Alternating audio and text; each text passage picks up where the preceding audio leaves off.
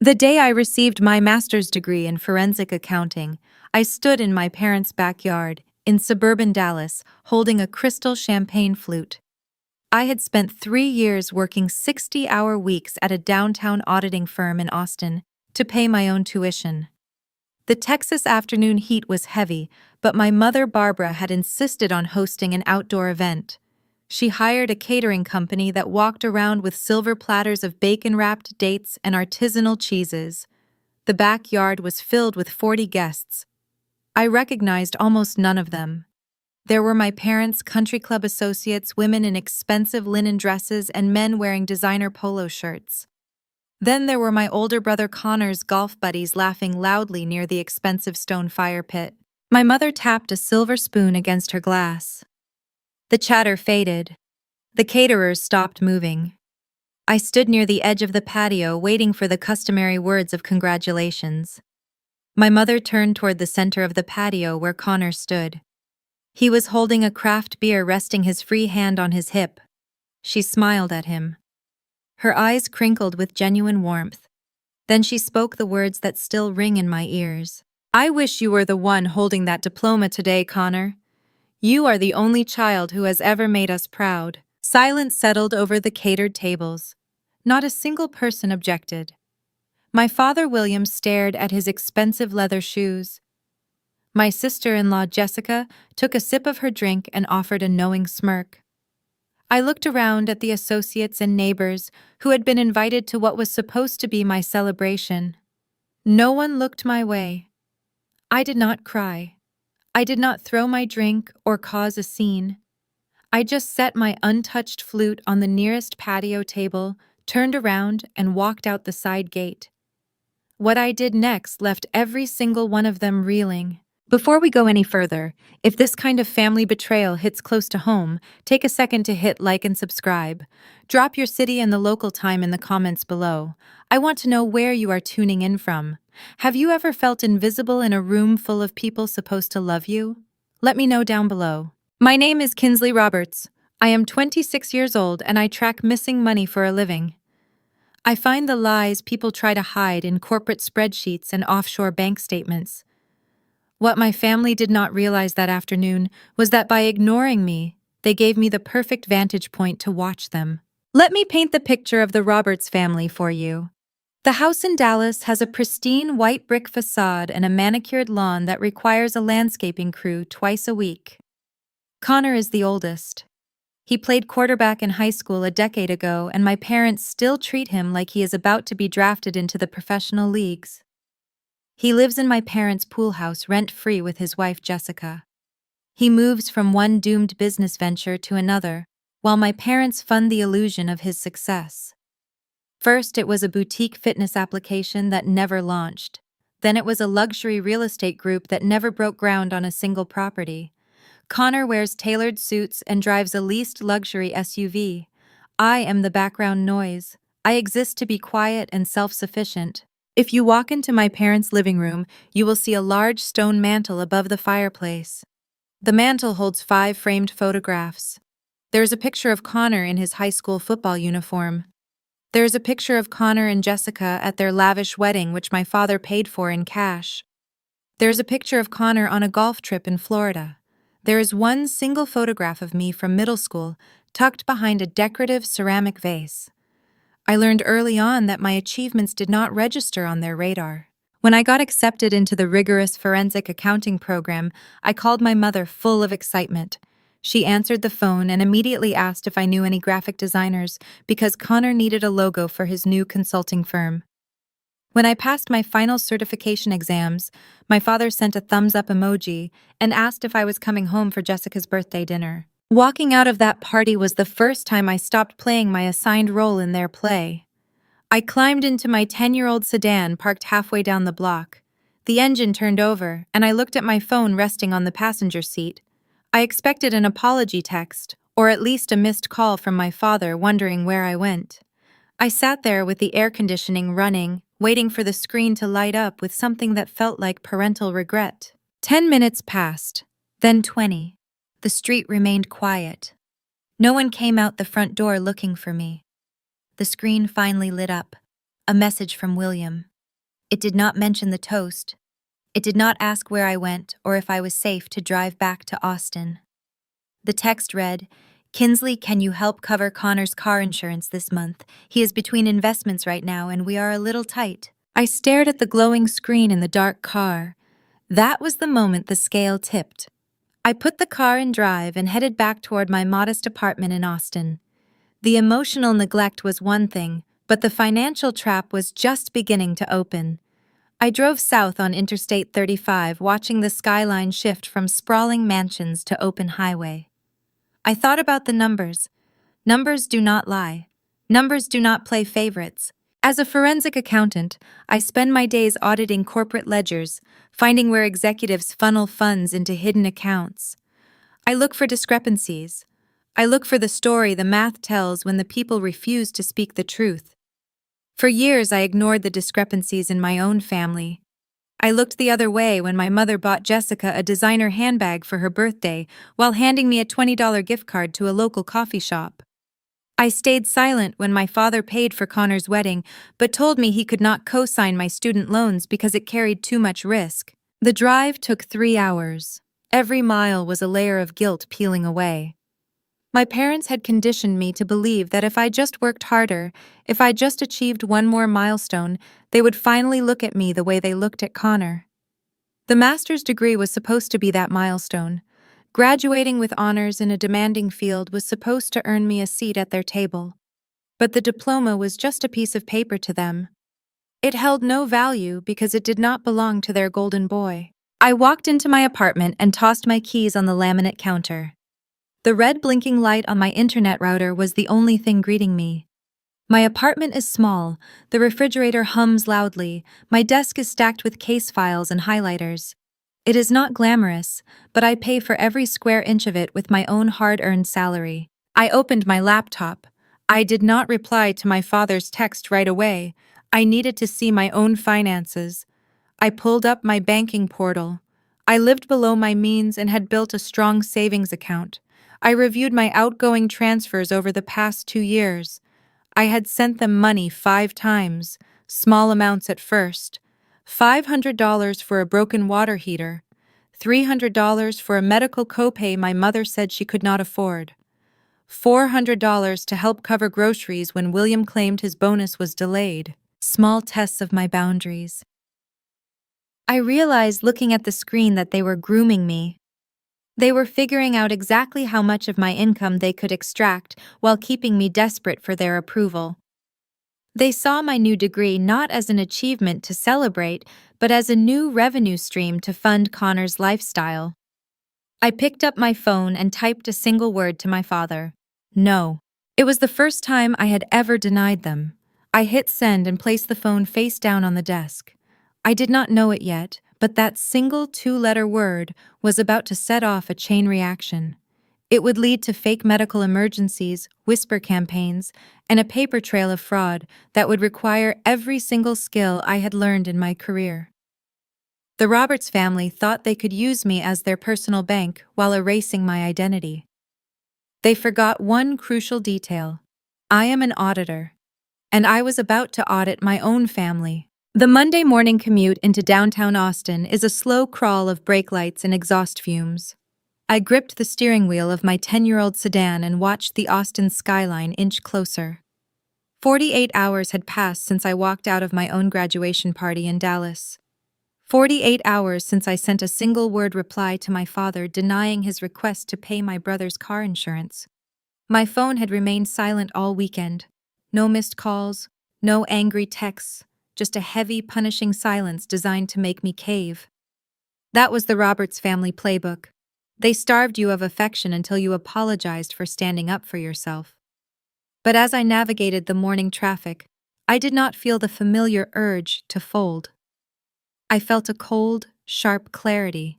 To understand the audacity of my father asking me to pay for Connor's insurance, you have to understand the specific gravity of my brother's existence. Connor is 30 years old, but in my parents' minds, he is perpetually 18. He was the starting quarterback for his high school football team a decade ago. He threw a game-winning pass in a regional championship, and my parents built a psychological shrine around that singular moment. They never let him step down from the pedestal. While I spent my nights studying tax law and tracing corporate ledgers, Connor spent his 20s bouncing between flashy grifts disguised as entrepreneurship. There was the crypto mining farm he tried to run out of my parents' garage, which resulted in a blown electrical grid and a $10,000 repair bill. There was the luxury dog walking application that never made it past a wireframe mock-up. My parents funded every single venture.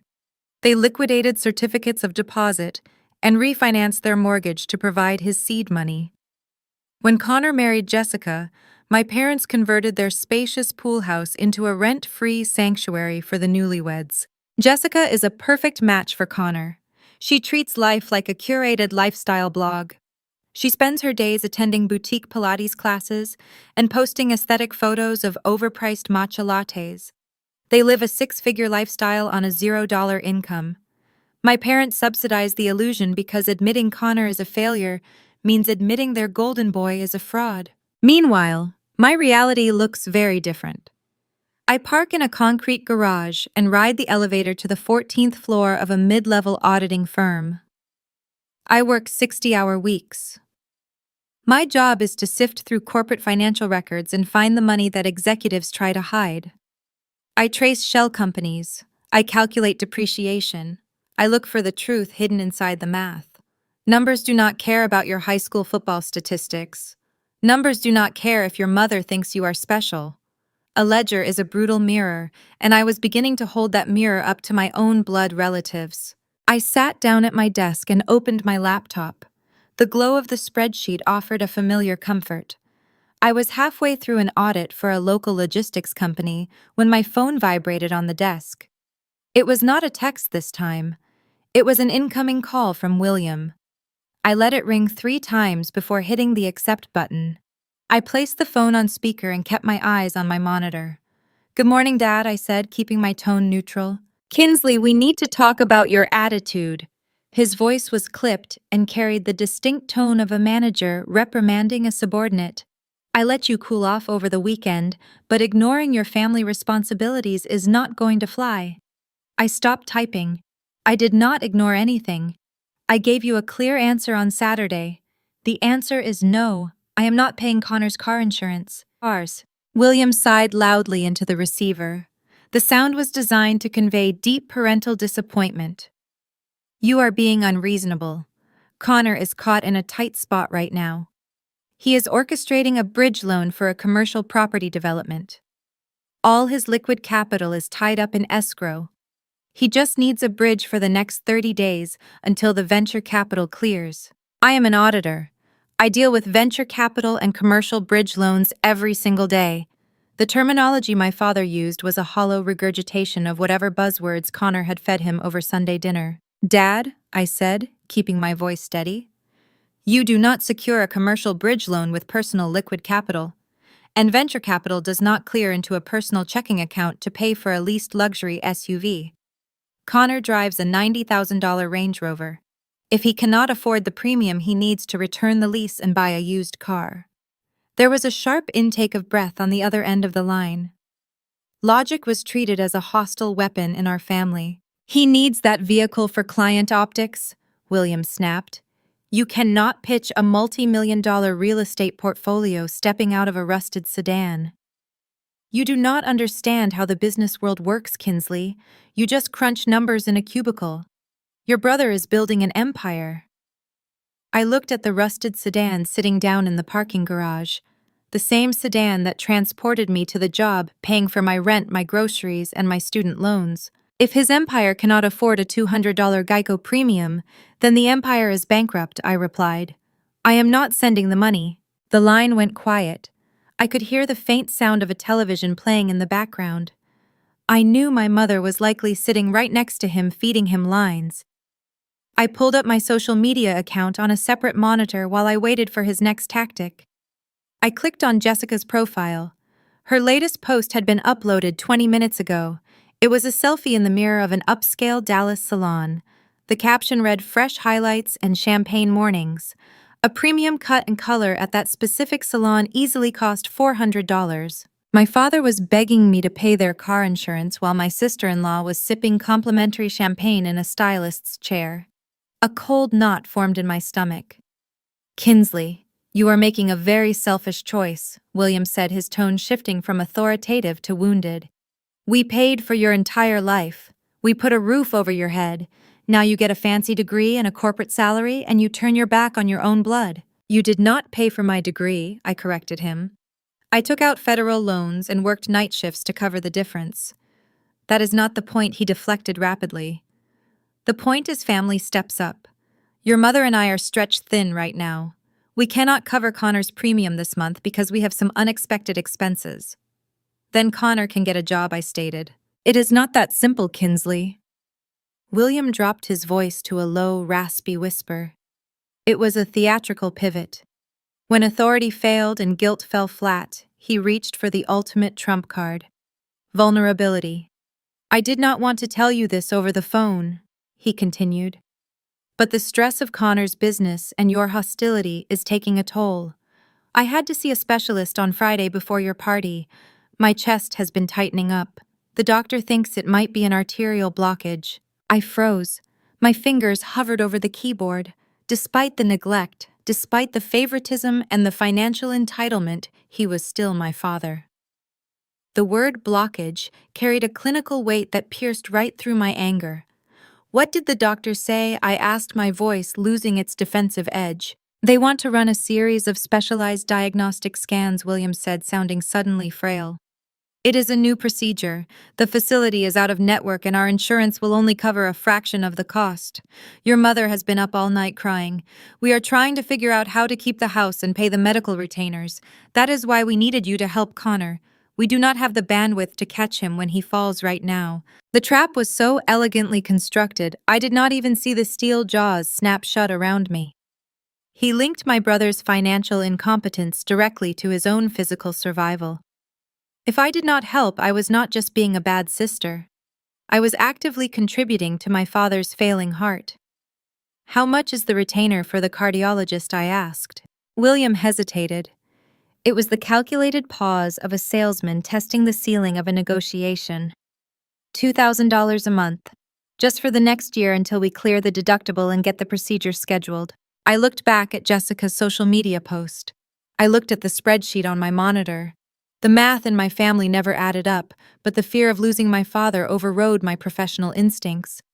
I had spent my entire life starving for their approval. This was my chance to be the savior, to prove that the quiet daughter in the background was the only one strong enough to hold the family together when the foundation cracked. I will set up an automatic transfer, I said quietly. $2,000 on the first of every month, but it goes to your medical bills, not Connor's car. Thank you, Kinsley. William sighed, sounding remarkably energized for a man on the verge of heart failure. You are a good daughter. We will talk soon. He hung up before I could ask for the name of his doctor. I stared at the phone.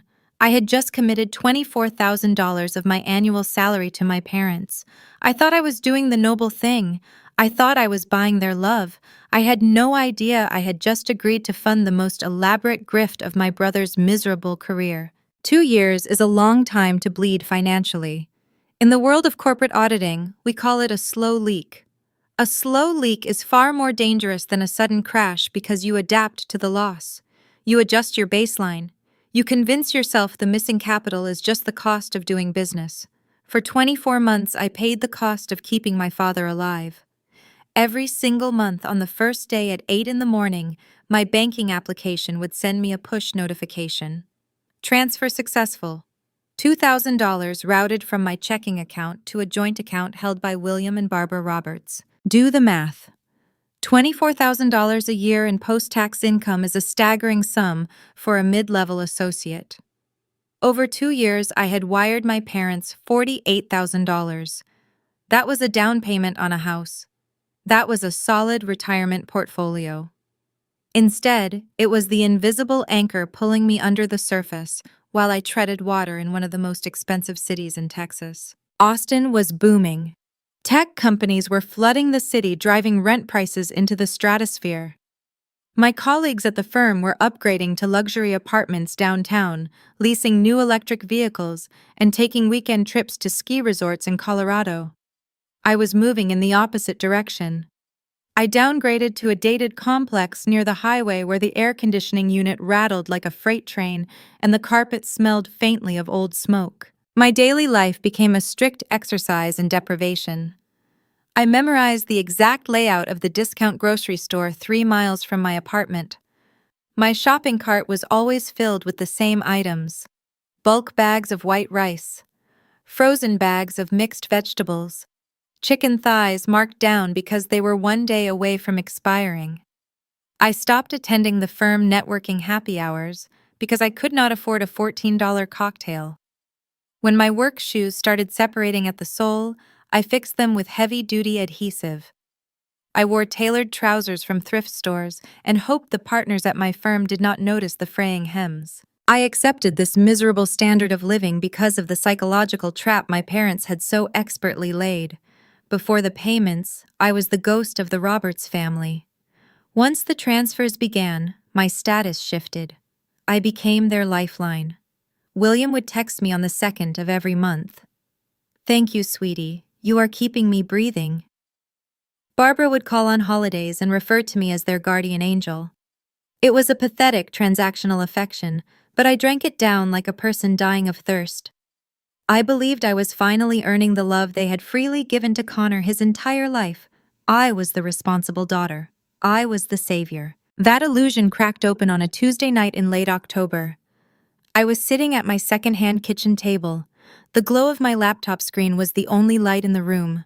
I was reviewing a depreciation schedule for a regional logistics client, trying to rack up enough billable overtime to cover a sudden hike in my utility bill. My phone vibrated against the cheap laminate wood. The caller identification displayed my mother's name. Barbara rarely called me directly. She usually relayed information through William, preferring to keep her hands clean of the actual requests for money. I answered the call and pressed the phone to my ear. "Mom, is everything okay?" I asked. "Kinsley, I do not know what to do." Her voice was a high-pitched, frantic whisper. She was breathing rapidly, the sound of forced hyperventilation echoing through the receiver. "It is your father." My stomach plummeted. I pushed my chair back from the table. "Is he in the hospital? Did he have a heart attack?" "Not yet," she sobbed. "But the billing department just called. They are cutting off his care, Kinsley. The insurance company denied the specialized arterial procedure. They said it is experimental, and they refuse to cover the surgeon fees." I grabbed a legal pad and a pen. My professional instincts kicked in. "What is the denial code? I can draft an appeal to the insurance board. We can file an expedited grievance based on medical necessity." "No, you cannot do that." She snapped, her voice momentarily, losing its panicked edge before she caught herself and returned to crying. "You cannot fight these people, Kinsley. They are threatening to send the account to medical debt collectors. If they do that, they will place a lien on the house. Your father is sitting in his armchair right now, staring at the wall. He thinks he is going to lose the roof over his head and die waiting for a surgery we cannot afford." I gripped the pen so tightly my knuckles turned white. Medical debt collectors in Texas are ruthless. They can destroy a credit score in a matter of weeks. The thought of my father, a man who took such pride in his appearance and his home, losing everything to a collections agency, broke my heart. "How much do they need to keep the account out of collections?" I asked. "They need the full $2,000 a month," she pleaded. "Every single cent of it goes to the hospital retainers, just to keep the debt collectors at bay. Kinsley, you cannot stop the transfers. I know it is hard for you, but if you miss a payment, they will drop him as a patient." "I have not missed a payment in 2 years, Mom," I said, keeping my voice level despite the rising panic in my own chest. "The money will be there on Friday. It is the 1st of the month. You will have the 2,000. "Thank God," she exhaled a long, dramatic breath. "You are a lifesaver. I do not know what we would do without you. Your brother is so stressed about this too." "Connor is stressed?" I asked. The mere mention of his name brought a bitter taste to my mouth. "What exactly is Connor doing to help?" "He is doing his best," she replied, her tone instantly shifting to a protective shield. He has a lot on his plate right now. He and Jessica had to upgrade their country club membership to access the executive dining room. It is crucial for his new real estate networking. He cannot focus on generating capital if he is worried about your father dying. He needs us to handle this so he can build his future. I closed my eyes. The dissonance was deafening. My father was supposedly facing heart failure and medical bankruptcy. My mother was sobbing about debt collectors. Yet my brother was upgrading a country club membership to eat premium steaks in an executive dining room. And I was eating discounted frozen vegetables in a rented apartment to fund the survival of the family. Just make sure the transfer clears on Friday, Barbara said, her voice returning to its normal brisk cadence. We love you, Kinsley. She hung up the phone. The dial tone hummed in the quiet darkness of my kitchen. I looked down at the legal pad. I had not written a single note. Something invisible shifted in the room. For 2 years, I had operated on blind faith and a desperate craving for parental validation. But the mention of Connor's country club upgrade felt like a jagged piece of glass resting in my shoe. If my parents were truly on the verge of losing their home to medical debt collectors, they would have sold Connor's luxury SUV. They would have canceled the country club memberships. They would have kicked my brother out of the pool house and rented it to a paying tenant. People facing a genuine medical crisis liquidate their assets. They do not worry about their 30-year-old son networking over cocktails. I pulled my laptop closer and logged into my bank account. I verified the pending outgoing transfer for Friday, $2,000, set to clear in 72 hours. I left it active. I was not ready to pull the plug just yet because the fear of my father dying was still too real to ignore. But the auditor inside me was finally awake. I realized I was pouring water into a bucket without checking the bottom for holes. I needed to know exactly which hospital was receiving my money. I needed to know the name of the collections agency. I decided right then I would ask for the paper trail. I had no idea that simply asking for a receipt would trigger my mother to launch a vicious campaign to destroy my reputation before I could uncover the truth. It was a Thursday afternoon when the second shoe dropped. I had spent the morning drafting a polite but firm email to my mother, requesting the contact information for my father's cardiology clinic. I wanted to tell myself I was just being organized for tax season. I wanted to believe I was simply gathering documentation to deduct the medical expenses from my annual filings. But before I could hit send, my desk phone rang. It was not a client. It was my mother's older sister, Aunt Diane. Aunt Diane lived in Houston. She was a retired real estate broker who hosted the annual Roberts family Thanksgiving dinner. She was practically the family matriarch in Texas.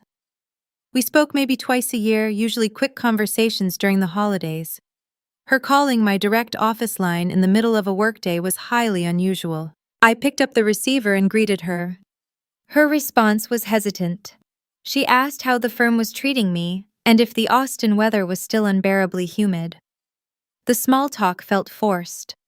An auditor develops a finely tuned ear for hesitation. When people are hiding something, their cadence changes. They fill the empty air with trivial details. I am doing fine, Aunt Diane, I said, leaning back in my office chair. Is everything okay in Houston? She sighed, a long, drawn-out sound that carried a heavy burden. I am fine, Kinsley. I am calling because I am worried about you. And I am worried about your father. I know you are busy climbing the corporate ladder down there, but ignoring your family during a crisis is a dangerous path. I stopped spinning a pen between my fingers. The pen dropped onto my desk with a quiet click. What do you mean ignoring my family? I asked. Diane lowered her voice as if she were revealing a shameful secret. Your mother called me yesterday in tears. She told me the hospital is threatening to send William to collections. She said they are drowning in medical debt, and when she begged you for help, you told her you could not be bothered. I sat frozen in my cubicle. The air conditioning hummed above me, but I felt a sudden flush of heat rush to my face. What exactly did my mother say? I asked, keeping my voice dangerously level. Diane hesitated again, clearly uncomfortable playing the messenger. She told the entire family, Kinsley. She said you morphed into a ruthless corporate auditor. She claimed you care more about billable hours than your own flesh and blood. She told your Uncle David that you refused to come home for the holidays because you did not want to deal with a sick old man. And she told me that you recently bought a luxury vehicle while your father is skipping his heart medication to save pennies. I closed my eyes. The luxury vehicle she described to my aunt was the exact $90,000 leased SUV my brother Connor was driving. She was projecting Connor's financial sins onto me to protect his golden image. I did not interrupt my aunt. An auditor learns to let the subject speak. You gather the testimony before you present the evidence. You listen to the entire narrative before you point out the missing variables. She is telling everyone you are cold. Diane continued, her tone softening into pity. She says you have not offered a single dime to help them. I know you are driven, Kinsley, but you only get one father. You cannot take your bank account to the grave. I looked at the spreadsheet open on my computer screen, the spreadsheet detailing the $48,000 I had wired directly into my parents' joint checking account over the last 2 years. I was funding their survival while eating discounted frozen vegetables in a drafty apartment. And in return, my mother was cashing my checks and assassinating my character. Why would she do this? The analytical part of my brain rapidly connected the dots. The logic was as brilliant as it was cruel. If I was the villain, no one in the family would ever reach out to me. No cousins would text me to offer moral support. No uncles would call to ask how I was handling the financial burden of my father's health care.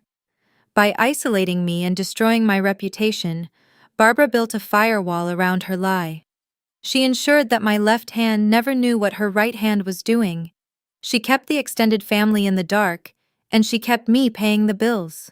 "Thank you for telling me this, Aunt Diane," I said, my voice steady and professional. "I appreciate your honesty. There is a lot of misinformation circulating right now. I am handling it." I hung up the phone before she could ask any more questions. I did not cry. I did not throw anything across my cubicle. The sadness had evaporated, leaving behind a pristine clinical rage. I picked up my cell phone and dialed my mother. She answered on the second ring. Her tone was bright and cheerful. "Hello, my sweet girl. I was just thinking about you." I did not waste time with pleasantries. "I just spoke with Aunt Diane," I said. The cheerful tone vanished instantly.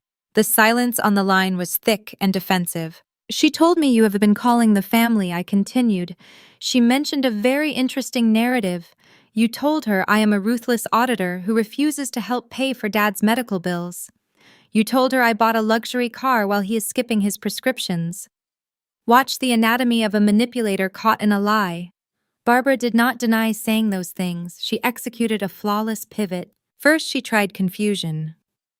"I think Diane is getting older, Kinsley. You know how she mixes things up. She probably combined a story about someone else with our situation." I did not let her deflect. "She was very specific, Mom. She quoted you directly. Why are you telling the family I abandoned you while I am sending you $2,000 every single month?" Then she deployed victimhood. Her breathing hitched. "You have no idea the pressure I am under, Kinsley. I am drowning here. I have to manage the house and the medical bills and Connor's stress. Sometimes I just need to vent. Sometimes I feel like you are so far away in Austin and you do not care about the daily reality of my suffering. You told them I was not giving you a dime," I stated, ignoring her attempt to draw sympathy. When the victim routine failed, she unsheathed her ultimate weapon, my father's fragile heart. Barbara began to cry. Not quiet tears, but loud, racking sobs designed to force a surrender. "I am sitting here at the kitchen table sorting your father's beta blockers, Kinsley. I am trying to keep him alive. He is resting in the next room right now. His blood pressure was dangerously high this morning." She paused, letting the weight of her words hang in the air. "Are you trying to kill your father over family gossip? Are you really calling me during a medical crisis to pick a fight about what your aunt said? Do you want to be responsible for giving him a heart attack today?" The gaslighting was a masterclass in emotional terrorism. She stole my money, ruined my name, and then blamed me for my father's failing health when I caught her in the act. Arguing with a manipulator is like trying to wrestle water. You cannot pin it down. If I pushed harder, she would escalate the hysteria. She would claim I was abusing her, so I did what my profession taught me to do. I de-escalated the target so I could continue the investigation without alerting them to my next move. You are right, Mom, I said, lowering my voice. I am sorry for bringing it up. I know you are under a lot of stress. Just focus on Dad. We will talk later. Oh, thank you, sweetie. She sniffled, her recovery suspiciously rapid. I knew you would understand. We love you so much. I ended the call and placed the phone face down on my desk. For years, her tears had secured my compliance. She thought she had won this round. She thought she had successfully guilted me back into my quiet, obedient corner, but the spell was permanently broken. Her tears did not secure my compliance today. They secured my absolute determination. If my mother was willing to lie to her own sister, to hide the flow of my income, I needed to know exactly what else she was hiding. I turned back to my computer monitor. I pulled up a new email draft addressed to my mother. It was time to stop asking polite questions and start demanding hard evidence. I was going to ask for the exact name of the cardiology clinic and the contact information for their billing department.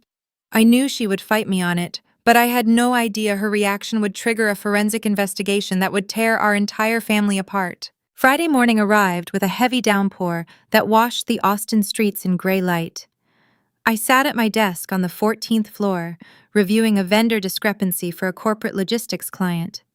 The client had a supplier who claimed they delivered 50 shipping containers, but the invoice charged for 80. It was a textbook phantom billing scheme.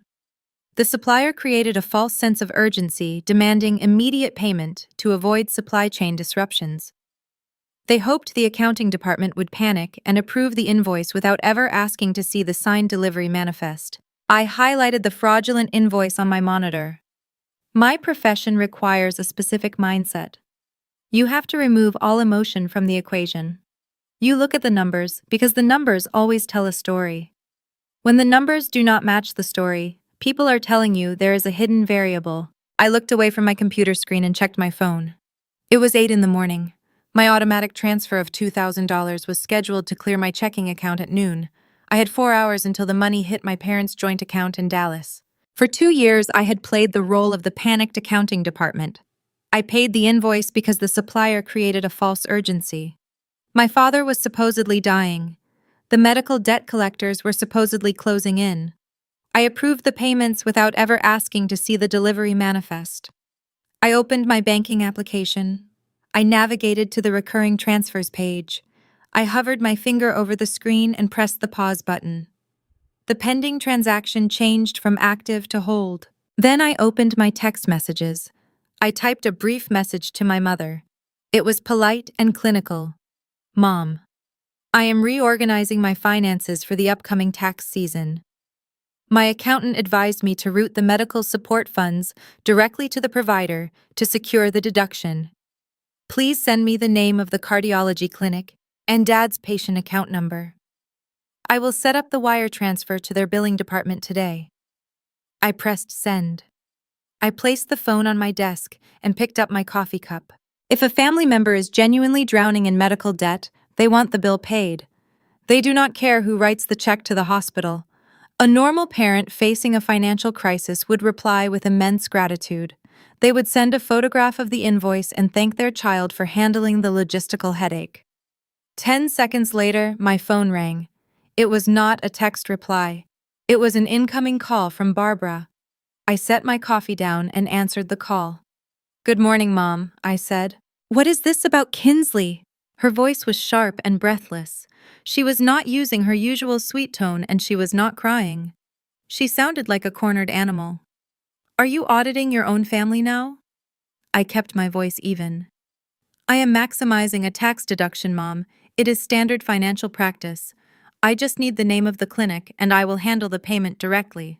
It saves you the trouble of transferring the funds yourself. I handle the medical finances for this house. She snapped, her words clipping together with rapid-fire defensiveness. Your father is a proud man. He does not want his daughter talking to his doctors and managing his private healthcare accounts. You send the money to us and we pay the retainers. That is how we have always done it. I am not asking for his medical charts, I replied, leaning forward in my desk chair. I am asking for a payment portal. I cannot deduct a personal transfer to your checking account. I need the vendor name. There was a rigid silence on the line. I could hear her breathing. When a person is caught in a logical trap, they have two choices. They can surrender the truth, or they can escalate the hostility to frighten the investigator away. Barbara chose the latter. If you are going to hold your money over our heads to control us, then keep it, she hissed. Her voice dropped into a low, venomous register I had never heard her use before. We do not need your corporate games. If you want to be difficult about a simple request, I will just cancel his appointments.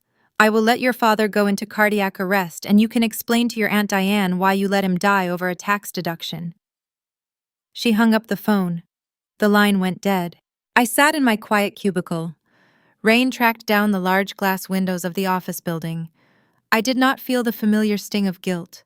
I did not feel the desperate urge to call her back and apologize. Instead, I felt a cold, sharp wave of professional clarity wash over me. In the corporate auditing world, irrational hostility is the smoke that leads you to the fire. Innocent people provide receipts. Guilty people provide outrage. My mother had just threatened to let her husband die rather than provide the name of a doctor. That reaction defied every instinct of human survival and parental love. It only made sense in one specific context. The clinic did not exist. The realization hit me with the force of a physical blow. The medical emergency was a phantom billing scheme. The frantic phone calls, the stories about debt collectors, the tears over beta blockers, it was all a carefully constructed narrative designed to extract capital. I had been funding a ghost. The emotional pain of being unloved by my parents simply evaporated. You cannot mourn the loss of an authentic relationship when you realize the relationship was just a long con. They did not view me as a daughter.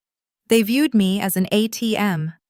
And when the ATM asked for a receipt, they tried to smash the screen. I picked up my phone. I logged back into my banking application. I went to the pause transfer for $2,000. I did not just cancel the single payment. I deleted the entire recurring protocol.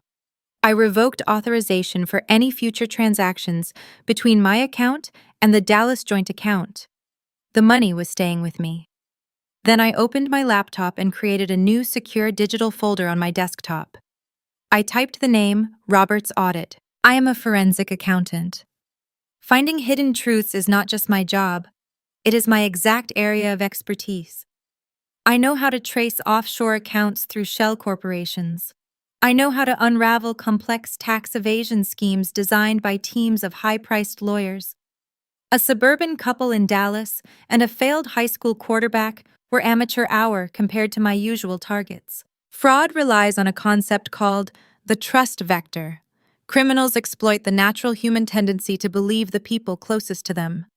Family is the ultimate trust vector because the victim feels too guilty to verify the facts. For 2 years, I let my desire for a loving family blind me to the basic mathematical reality of my situation. I ignored the red flags because looking at them meant admitting my parents were capable of profound betrayal. But I was no longer looking at my parents, I was looking at suspects. I pulled up a blank spreadsheet. I created 3 columns. I labeled the first column William, the second column Barbara, the third column Connor. If the $2,000 a month was not going to a cardiology clinic, where was it going? $48,000 over 2 years is a heavy footprint. Money leaves a trail, it pays off credit cards, it settles lawsuits, it covers luxury car leases and executive dining room memberships. To find out if a medical crisis is real, you look for the corresponding legal and financial markers. In the state of Texas, medical debt generates a very specific paper trail. When a patient defaults on a massive hospital bill, the facility files a medical lien. They secure judgments. I opened a new browser tab and navigated to the Texas County Court Public Records database. I had the social security numbers and the permanent addresses for all 3 of them. I took a sip of my coffee. The liquid was cold, but I did not care. I started typing search queries into the legal database. I searched for medical bankruptcies. I searched for hospital liens attached to the Dallas property. I searched for civil judgments involving local healthcare networks. The database queries spun and returned the results. The emotional fog was gone. I was hunting now. I sat forward in my chair, watching the screen populate with legal filings. The narrative my mother had spun was about to face the unforgiving light of public records. What I found in those databases was not a medical lien. It was something far worse. And it shifted my investigation from a family dispute to a full-scale financial crime. The Dallas County District Clerk Public Portal is a primitive digital interface. It looks like it was programmed in the late 90s. The background is a sterile gray, and the search bar is a simple white rectangle. As a forensic accountant, I spend hundreds of hours navigating these archaic local government websites. They are not designed for aesthetic appeal. They are designed to document the exact moments when a person fails to uphold their legal and financial obligations. I placed my coffee cup on the desk and positioned my hands over the keyboard. The office around me was quiet save for the steady drumming of rain against the window glass. I typed my father's full legal name into the civil index. William Thomas Roberts. I selected the parameters for the last 5 years and hit enter. If a man is facing a life-threatening cardiac condition and failing to pay out of network specialists, the healthcare providers do not just send polite letters. Medical networks are relentless. They file civil claims. They secure judgments. They attach liens to physical property to guarantee their payment when the patient eventually sells their home or passes away. The search results loaded. The screen displayed 4 entries. 2 were routine traffic citations for speeding. 1 was a permit application for a backyard retaining wall. The last was a standard property tax assessment for the white brick house on the cul-de-sac. There were 0 civil claims, 0 medical bankruptcies, 0 hospital liens. I sat back in my chair. A phantom billing scheme relies on the victim trusting the emotional narrative rather than verifying the invoice. My mother had performed the emotional narrative flawlessly. She had weaponized a daughter's natural fear of losing her father. But the public record was a cold, hard mirror, and it reflected an undeniable truth. William Roberts did not owe a single dime to any cardiology clinic in the state of Texas. I cleared the search fields. My hands felt steady. The grief of betrayal had already burned off, leaving behind a sharp clinical focus. I moved to the next target. I typed my brother's name, Connor James Roberts. I hit enter. The system lagged for several seconds processing the query. When the screen finally refreshed, the gray background filled with rows of black text. There were not 4 entries. There were 3 pages of active civil litigation. I leaned closer to the monitor. An auditor looks for patterns. You follow the dates, and you follow the dollar amounts. I clicked on the first docket. It was a breach of contract lawsuit filed 3 years ago. The plaintiffs were a group of local angel investors. They had provided the seed capital for Connor's boutique luxury real estate group, the same real estate group my parents constantly bragged about at their country club dinners. The legal filing detailed a textbook case of gross mismanagement. Connor had not purchased any real estate. He had used the investor capital to fund his own lifestyle. He leased the $90,000 SUV. He upgraded his wardrobe. When the investors demanded a return on their capital, Connor folded the company. The investors sued him for fraud and breach of fiduciary duty. I scrolled down to the final resolution page.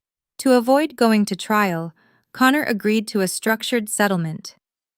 He was legally mandated to repay the investors over a period of 60 months. I looked at the specific penalty clause.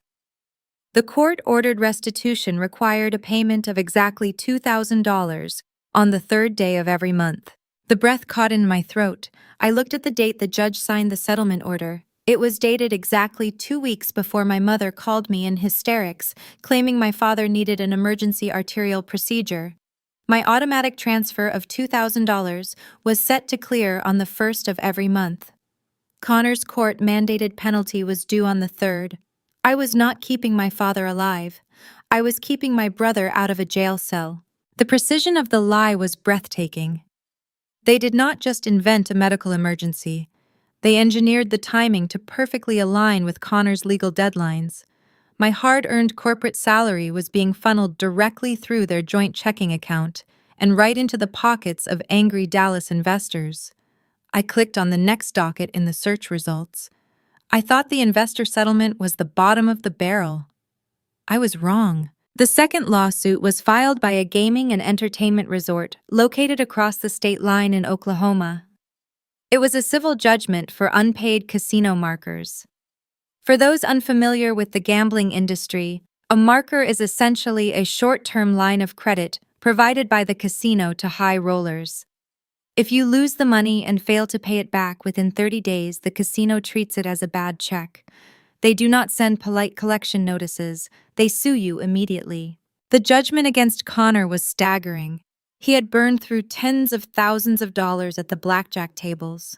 The filing detailed his repeated visits to the resort over the last 3 years. Suddenly, the background details of my brother's life snapped into a sharp, agonizing focus. Jessica's curated social media presence, the designer handbags, the premium salon highlights. She was not just married to a failed entrepreneur. She was married to a man with a severe gambling addiction who used other people's money to finance his high-stakes losses. Jessica had to know. You do not live in a pool house with a man facing multiple civil lawsuits and pretend the lifestyle is legitimate. She was complicit in the illusion. I opened the digital folder labeled Roberts Audit on my desktop. I pulled up the master spreadsheet. I needed to see the final calculation. I highlighted the column containing my monthly medical transfers. 24 months at $2,000 equaled $48,000. Then I went back through my historical bank statements. I gathered every single financial request they had made before the heart condition lie. The $500 for a broken water heater, the $400 for groceries, the sudden insurance premiums, the seed money they begged me to contribute when Connor launched his fitness application. I entered every single transaction. I highlighted the final cell and ran the sum function. The number blinked onto the screen. $72,000. For 3 years, they had systematically drained $72,000 from my checking account. I sacrificed my 20s for that money. I skipped vacations. I wore cheap shoes. I ate discount groceries and lived in a drafty apartment while my brother threw casino chips onto green felt tables and drove a luxury vehicle. My father did not have a fragile heart. He had a fragile ego and a criminal son. My mother did not cry over sorting beta blockers. She cried because the investors were threatening to expose her golden boy to their country club friends.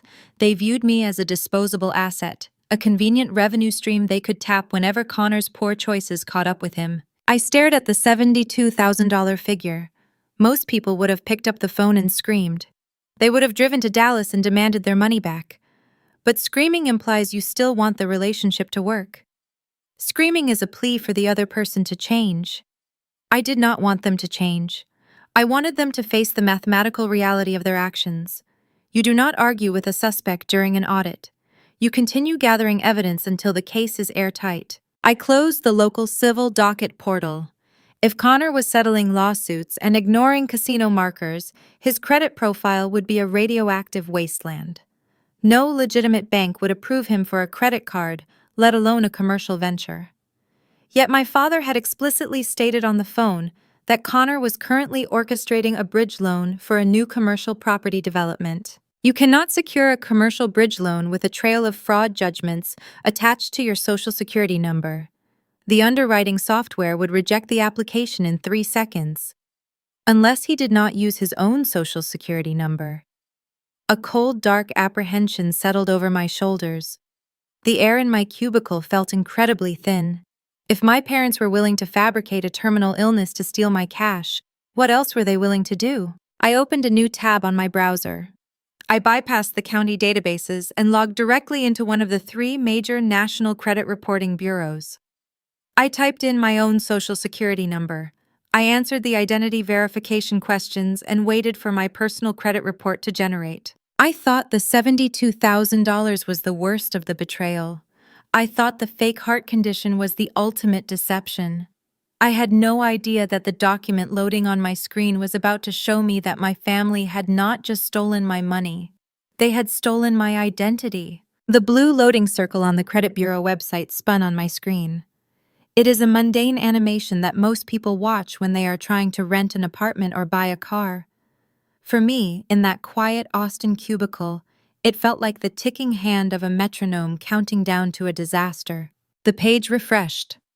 My credit score sat at the top left corner. For years, I had maintained a pristine score. It was a professional requirement. When you audit financial institutions, your own financial house must be in immaculate order. A sudden drop in credit can flag you for internal review at my firm. My score was not pristine. It had plummeted by over 150 points. I blinked, staring at the harsh red numbers indicating a severe derogatory mark. I scrolled down past my predictable financial footprint. My auto loan was current. My student loans were paid on time. My single credit card carried a zero balance. Then I saw the anomaly under the revolving accounts section.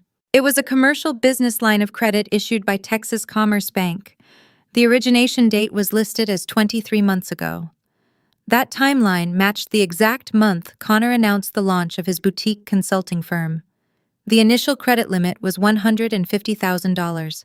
I clicked to expand the trade line details. The screen dropped down a column of granular data. Primary guarantor Kinsley Roberts. Current balance $148,000. Payment status 90 days past due. The air left my lungs. The office sounds around me, the typing of my colleagues, the rain against the glass, the hum of the printer, everything faded into a muted ringing in my ears.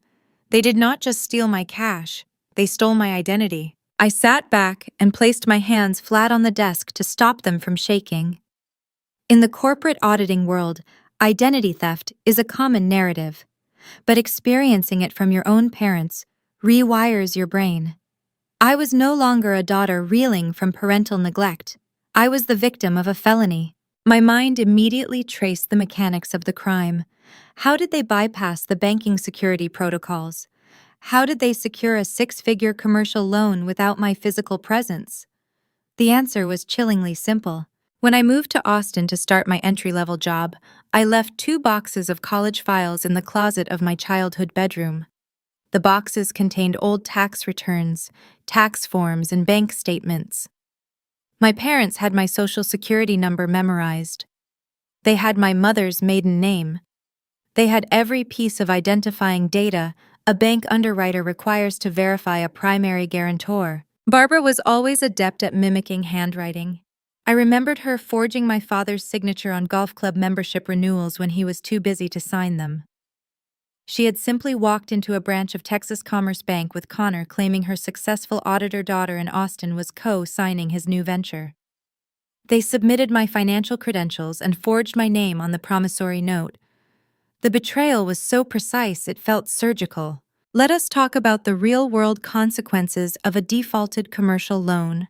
If you are a graphic designer or a school teacher, a bad credit score means you pay higher interest rates. If you are a forensic accountant working for a top-tier auditing firm, a defaulted $150,000 commercial loan is a career death sentence. My firm conducts annual background checks. They monitor our financial stability to ensure we are not vulnerable to bribery or corporate blackmail. An auditor drowning in unexplainable debt is a severe liability. If human resources discovered this derogatory mark, I would be fired. My certified public accountant license would be suspended pending an ethics investigation. I would lose my apartment. I would lose the ability to work in my chosen profession anywhere in the country. My parents and my brother had placed a ticking bomb inside my life. They chained me to the hull of Connor's sinking ship and expected me to drown quietly so he could keep playing the role of a successful businessman. I stared at the 90 days past due status. 90 days is the critical threshold in banking. At 120 days, the bank writes the debt off as a loss and sells the account to a specialized commercial collections agency. Once it hits collections, they file a lawsuit against the guarantor. They garnish wages. They freeze checking accounts. Texas Commerce Bank was likely already drafting the legal notices. They would not send the summons to my parents' house in Dallas. They would find my current address in Austin and serve me with papers at my office. My family had backed me into a corner where survival meant destroying them. If I called my mother and confronted her, she would deny it. She would blame a clerical error or claim Connor made a mistake with the paperwork. She would try to stall me while the bank initiated the asset freeze. If I tried to pay the past due balance to save my career, I would be legally validating the fraudulent loan. I would be trapped paying off a six-figure debt for a business that never existed. I stood up from my desk and walked to the break room. I needed to move. I poured a glass of ice water and drank it in one long swallow. The cold water anchored me back to reality. A normal person would panic. They would hire a bankruptcy attorney and brace for impact. But I am not a normal person. I am trained to hunt white-collar criminals. I walked back to my cubicle and sat down. I opened a new document. I was done reacting. I was ready to build the prosecution. I needed the original loan documents. I needed the forged signature page. I needed the routing numbers indicating exactly where Texas Commerce Bank deposited that $150,000. I knew the money did not go to a legitimate business account. It went to settle Connor's gambling debts and fund Jessica's luxury lifestyle. I picked up my phone and dialed the fraud department for Texas Commerce Bank. I did not call the customer service line. I used a direct extension I kept in my professional directory. A corporate fraud investigator answered on the first ring. I introduced myself using my professional title. I provided my credentials and stated that I was reporting a verified case of commercial identity theft. I requested an emergency freeze on the account and demanded a secure digital copy of the entire loan origination file. The investigator verified my identity through a series of security questions. He confirmed the account was flagged for imminent legal action due to the 90-day delinquency. He agreed to send the origination documents to my secure firm email address within the hour. I hung up the phone. The wheels were officially in motion. Reporting the fraud to the bank meant there was no going back. The bank would conduct their own internal investigation, and when they realized the primary beneficiaries of the loan were William Barbara and Connor Roberts, they would hand the file over to the authorities. My family thought I was a ghost. They thought I was a quiet, compliant shadow who would absorb their debts and fade into the background. They miscalculated my boundaries and they severely underestimated my professional capabilities. I opened my email client and waited for the bank documents to arrive. The file landed in my inbox 30 minutes later. It contained 50 pages of loan agreements, personal guarantees, and wire transfer receipts. I opened the document and scrolled to the final page. There it was, my signature. Or rather, my mother's clumsy interpretation of my signature executed in blue ink. Beside it was Connor's signature, bold and arrogant. The wire transfer receipts confirmed my darkest suspicions. The bank had deposited the funds into a limited liability company registered to Connor. Within 48 hours of the deposit, the money had been bled dry through a series of transfers to Oklahoma casinos and high-end Dallas retail boutiques. I dragged the file into the secure digital folder labeled Roberts Audit. The dossier was growing. I had the bank statements proving the fake medical extortion. I had the public records proving Connor's hidden lawsuits. Now I had the forged loan documents proving felony identity theft. I spent the rest of the afternoon categorizing the evidence. I created an irrefutable timeline. I linked the dates of my mother's frantic phone calls to the dates Connor's loan payments were due.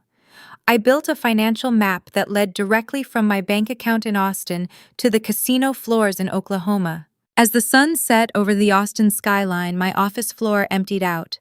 The cleaning crew arrived, emptying trash cans and vacuuming the hallways. I remained at my desk, illuminated by the glow of the monitors. I was fully armed.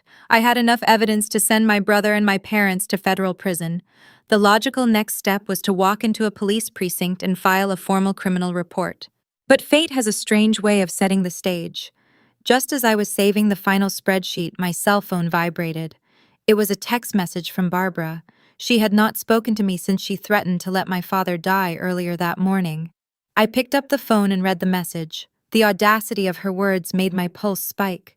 She was not apologizing. She was inviting me back into the viper's nest, and she had no idea I was bringing a torch. The text message from my mother glowed on my phone screen. The words were short and deceptively upbeat. Call me tomorrow morning, Kinsley. Connor has some incredible news about his consulting firm, and we want to celebrate. I stared at the word celebrate. My brother was 90 days past due on a fraudulent six-figure loan taken out in my name. The bank was preparing to send my account to a commercial collections agency. My credit score was ruined, and my mother wanted to celebrate his business acumen. A normal daughter would have picked up the phone. A normal person would have called that Dallas house and unleashed a torrent of screaming rage. They would have demanded explanations. They would have threatened lawsuits and hurled insults until their voice went hoarse. I did not do any of those things. I swiped the notification away and powered my device down. In the world of corporate auditing, screaming is a tactical error. Screaming surrenders your leverage. When you confront a suspect with raw emotion, you give them the opportunity to pivot. You give them time to shred documents, hide assets, and coordinate their alibis. I was not dealing with a family misunderstanding. I was dealing with a coordinated financial crime syndicate operating out of a suburban pool house. I needed time. I needed silence. I needed to build a prosecution. The next morning, I walked into my managing partner's office and requested 4 weeks of remote administrative duty. I cited a complex family legal matter. My firm handles sensitive litigation regularly, so my manager approved the request without pressing for details. I packed my laptop and left the corporate high-rise. My apartment became my war room. My first objective was the criminal justice system. I drove to the Financial Crimes Division of the Austin Police Department. The waiting room was sparse, featuring scuffed linoleum floors and the faint smell of floor wax. A detective called me back to a small interview room. I sat across a metal table and pulled a neat stack of documents from my briefcase. I did not offer an emotional backstory. I gave him the timeline. I handed him the printouts of the forged commercial loan origination file. I provided the wire transfer logs showing the deposit into my brother's limited liability company. I showed him the subsequent transfers moving the funds directly to the Oklahoma casino networks. The detective reviewed the signature page. He looked at the clumsy blue ink forgery of my name.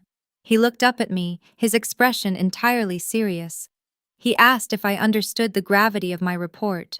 He warned me that naming my primary relatives as suspects in a felony identity theft investigation would permanently sever my family ties. He said once the state of Texas picks up a fraud charge, the victim cannot simply drop the case if they feel guilty later. I looked the detective directly in the eyes. I told him I understood the parameters of the law perfectly. I picked up his pen and signed the sworn affidavit. I left the precinct knowing the wheels of the justice system were finally turning. My second objective was financial lockdown. I returned to my apartment and initiated a hard security freeze across all 3 major credit bureaus. No one could open a credit card, secure a mortgage, or finance a vehicle in my name, even if they possessed my social security number and my birth certificate. I spent hours on the phone with the fraud investigator at Texas Commerce Bank. We isolated the fraudulent commercial line of credit from my legitimate personal accounts. The investigator assured me my personal banking was insulated while their legal department prepared an action against my brother. Then came the hardest part of any investigation, the waiting period. You have to let the target believe they are still operating in the shadows. You have to endure their lies without tipping your hand. Over the next 28 days, my phone became a digital trap. On the first of the month, my recurring transfer of $2,000 did not arrive in their joint checking account. The panic from Dallas was immediate. At 9 in the morning, William left a breathless voicemail. He deployed his usual theatrical tactics. He coughed heavily into the receiver. He claimed the hospital billing department was threatening to cancel his upcoming scans. He begged me to check my bank routing numbers. I did not call him back. On the 3rd of the month, the tone shifted. The 3rd of the month was the day Connor's court-mandated lawsuit settlement payment was due. The panic morphed into hostility. Barbara sent a barrage of text messages. She accused me of being heartless. She demanded to know why I was ignoring a life-or-death medical crisis. She tried to provoke a fight. I sat at my kitchen table watching the messages roll in. I drafted a single vague reply. My bank flagged my account for unusual activity and locked my outgoing transfers pending a security review. I am handling it with the branch manager. I hit send.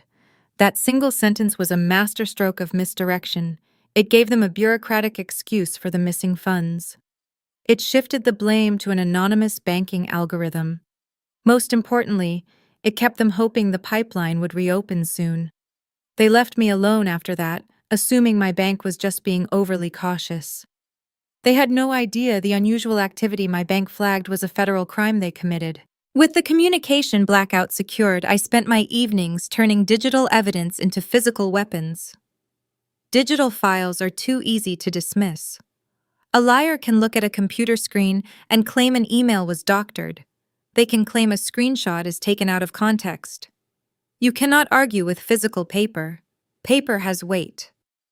When you drop a stack of paper on a table, it makes a sound that shifts the gravity of the room. I drove to an office supply store and purchased 3 heavy-duty manila folders.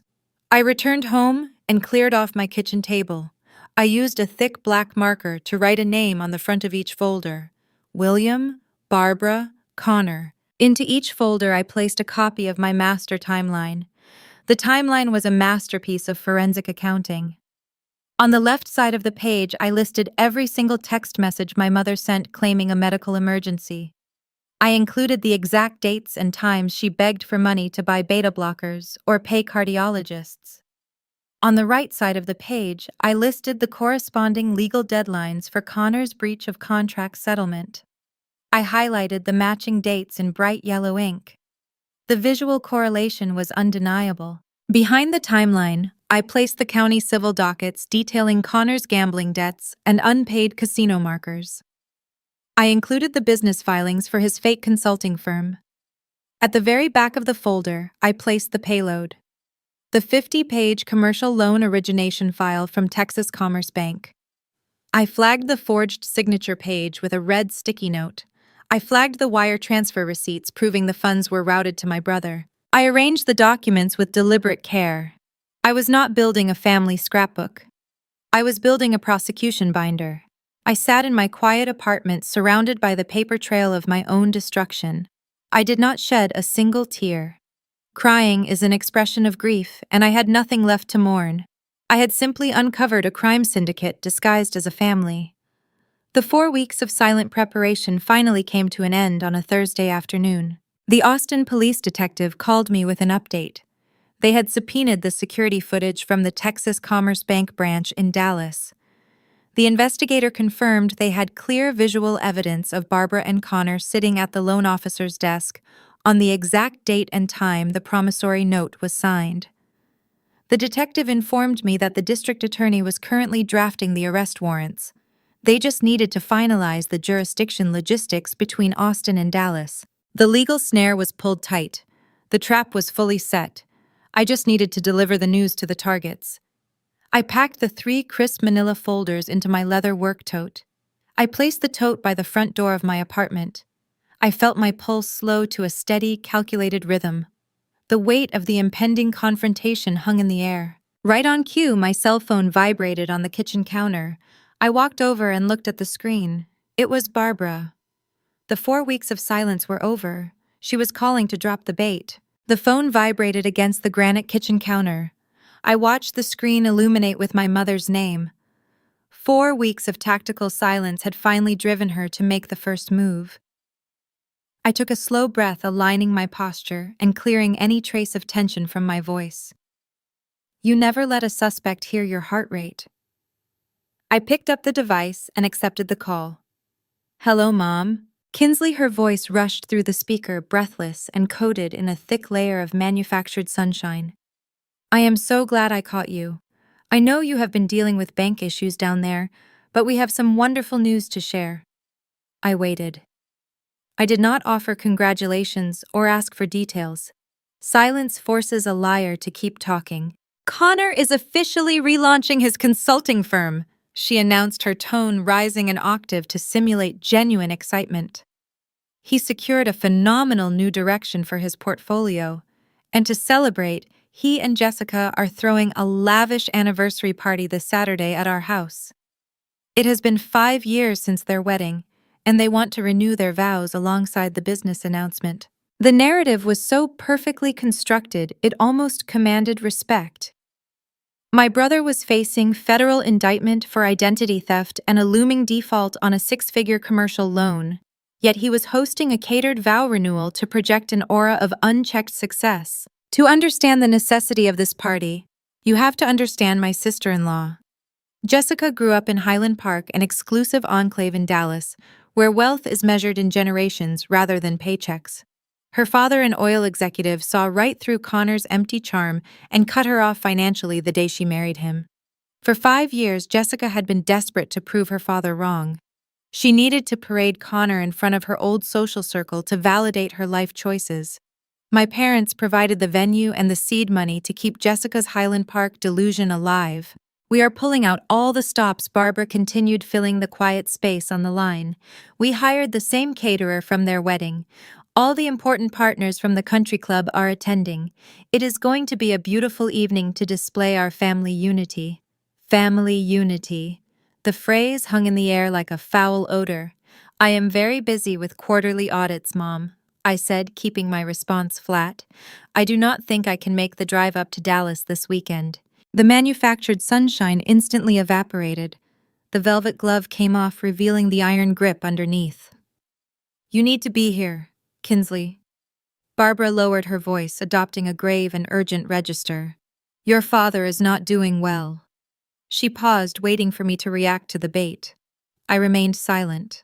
"His chest pains are returning," she pressed on. "The stress of your absence and the friction over the last month have taken a toll on his fragile heart. His cardiologist wants to run another panel of scans next week. I do not know how much time we have left with him in good health. He needs all his children under one roof this Saturday. You need to do the right thing and show up for your father." It was the exact same emotional extortion she had used to extract $2,000 a month from my checking account. Only this time I knew the cardiologist did not exist. I knew the chest pains were a theatrical performance. She was leveraging the fake mortality of her husband to guarantee my attendance at a cocktail party. My analytical mind processed the variables. Why did they need me there so desperately? Why invite the estranged daughter to the Golden Boys celebration? The answer locked into place. The commercial loan forged in my name was 90 days past due. Texas Commerce Bank was initiating the collections process. A $2,000 monthly transfer was no longer sufficient to hide the crime. They needed a lump sum payment to bring the fraudulent account current and stop the bank from seizing assets. They were setting a trap. Narcissists and financial predators love public venues.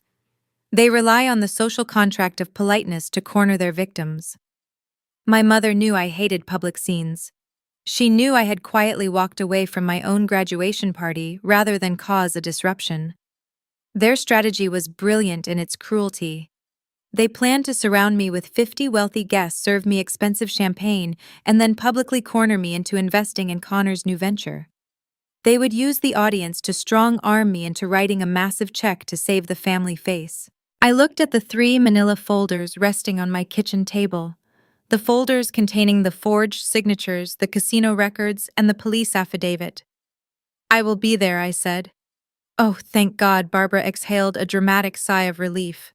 "You are making your father so happy, Kinsley. Wear something elegant.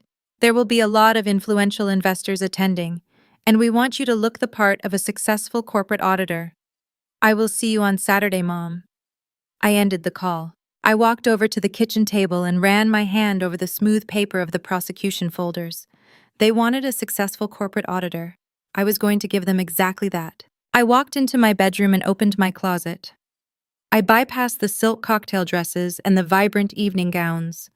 I reached for the very back of the rack and pulled out a tailored charcoal gray suit.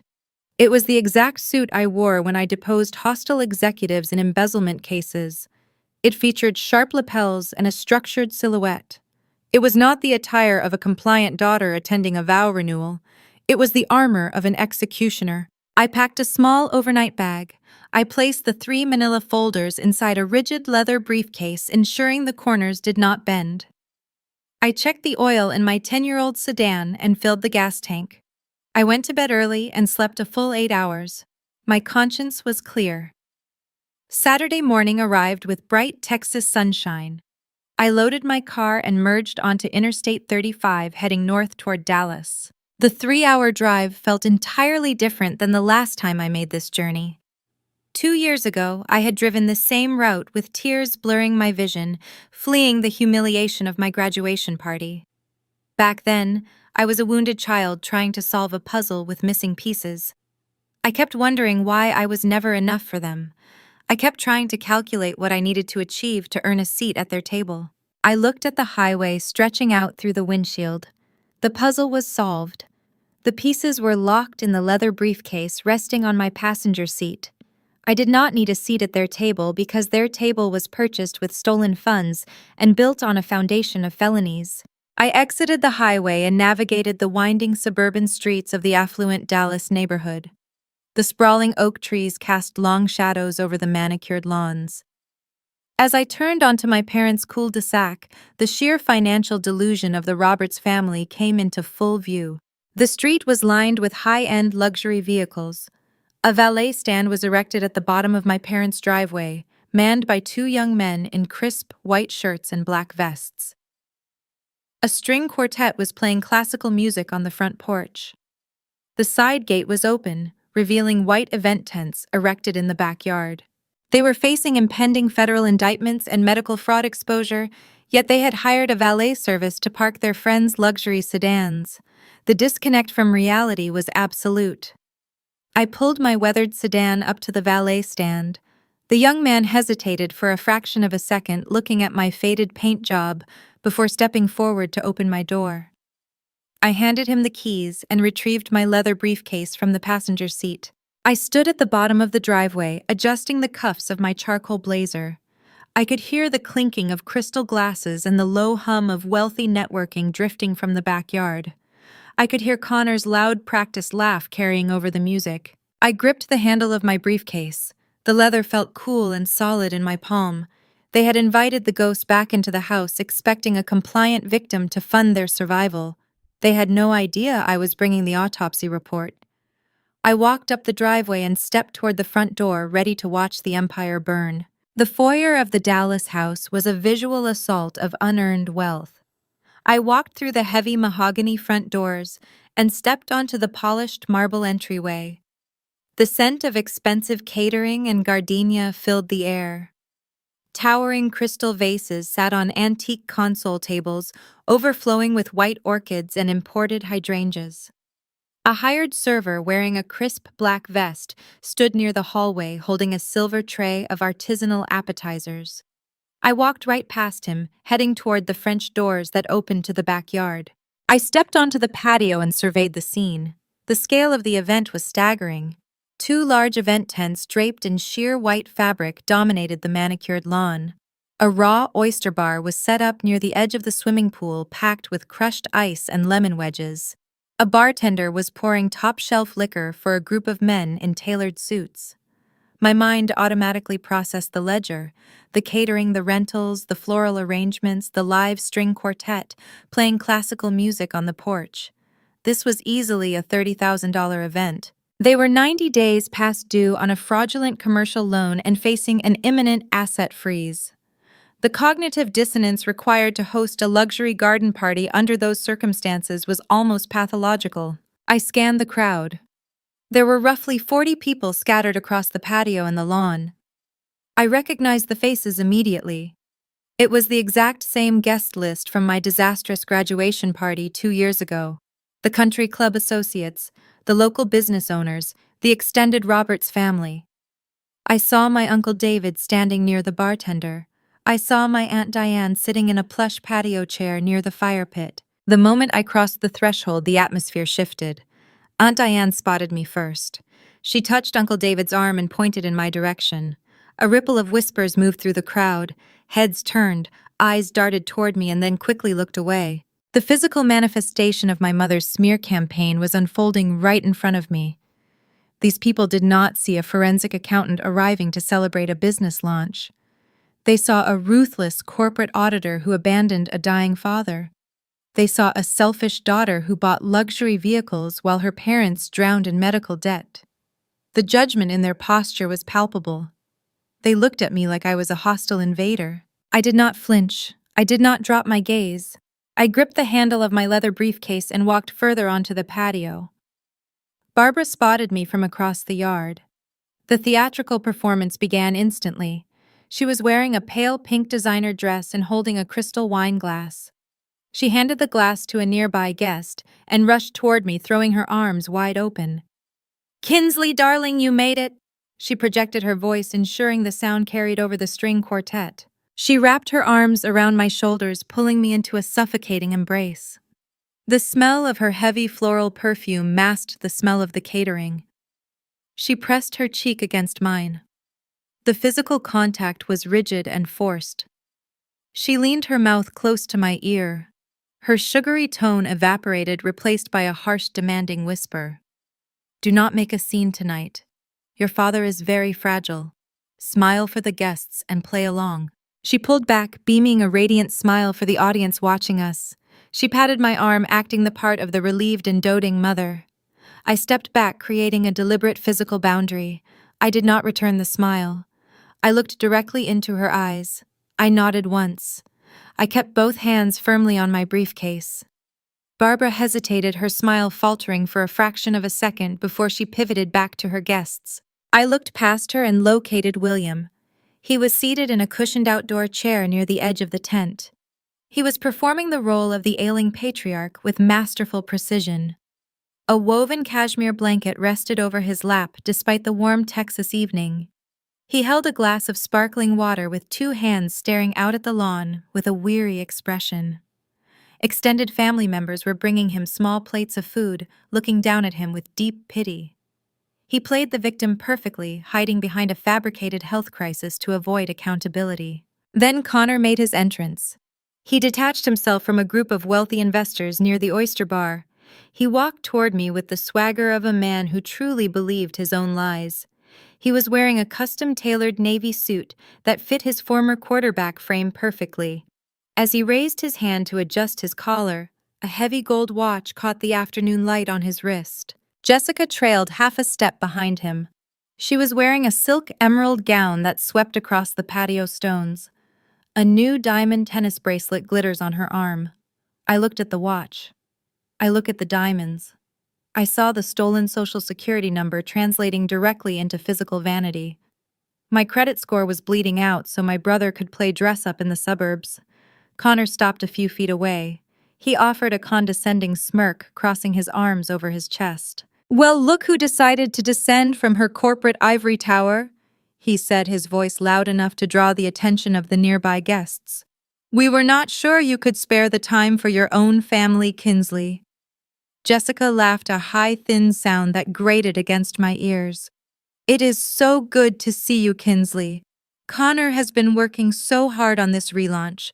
We really needed everyone here to support his new vision." I did not rise to the bait. I did not defend my schedule or explain my absence. In an audit, you never answer an accusation with an excuse. Silence is the most terrifying weapon you can use against a narcissist. It deprives them of the friction they need to fuel their performance. It forces them to sit alone with their own words. I just stared at Connor. My face remained entirely blank. I let the silence stretch out.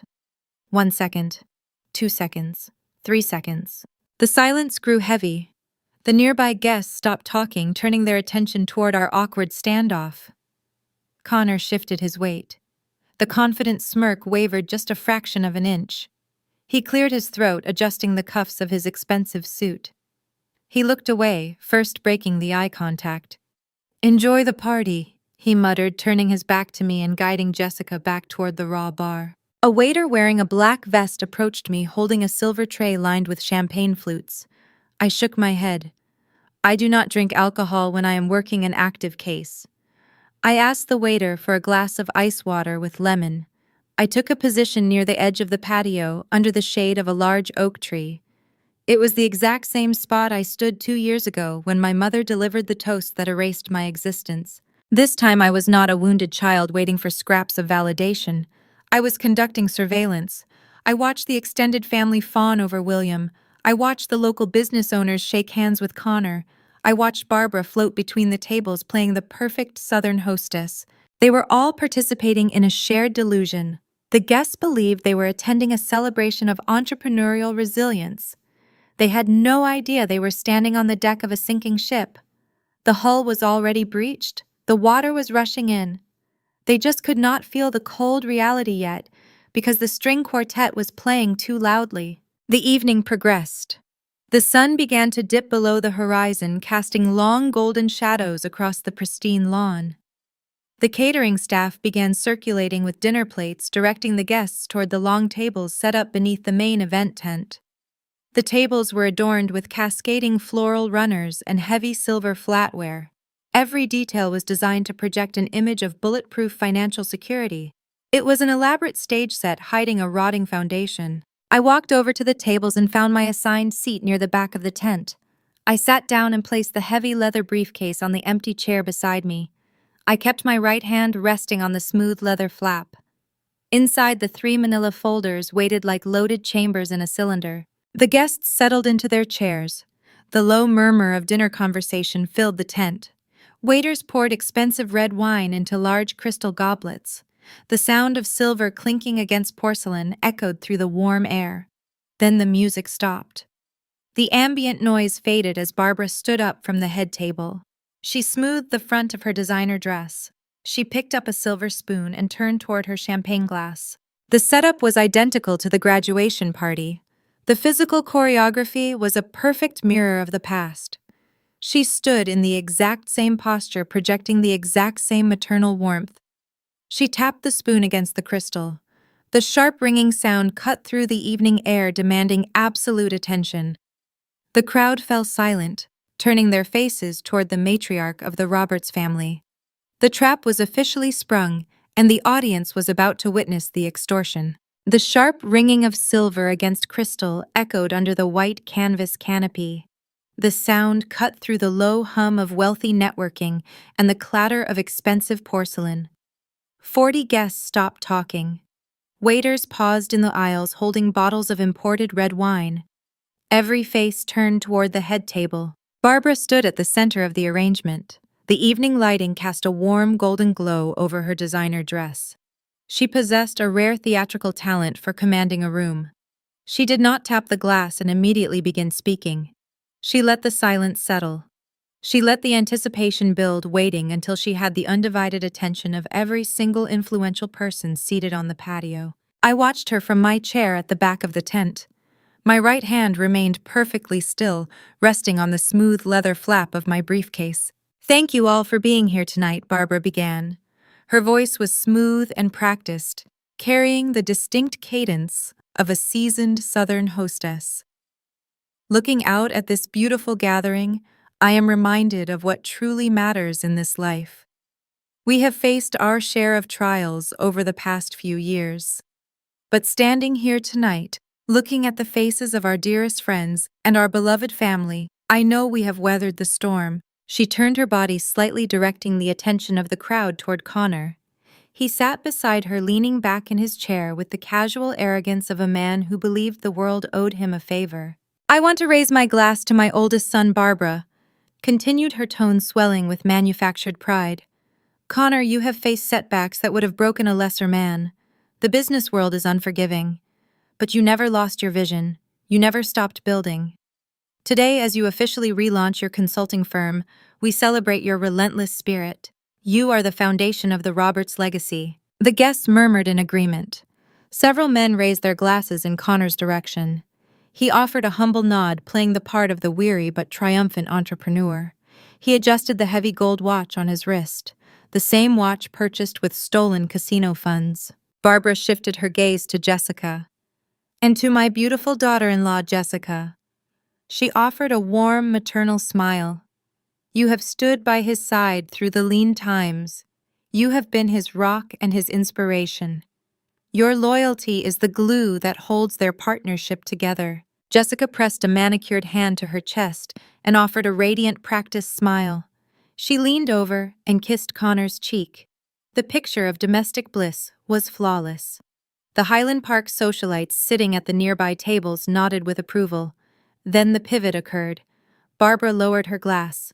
Her smile faded, replaced by an expression of deep solemnity. She looked down at William. My father sat in his chair, wrapped in his cashmere blanket, staring at his plate with a hollow expression. As many of you know, my husband has been fighting a difficult battle with his heart, Barbara said, her voice dropping to a fragile whisper. The medical journey has been terrifying. There were nights I did not know if we would make it to the morning.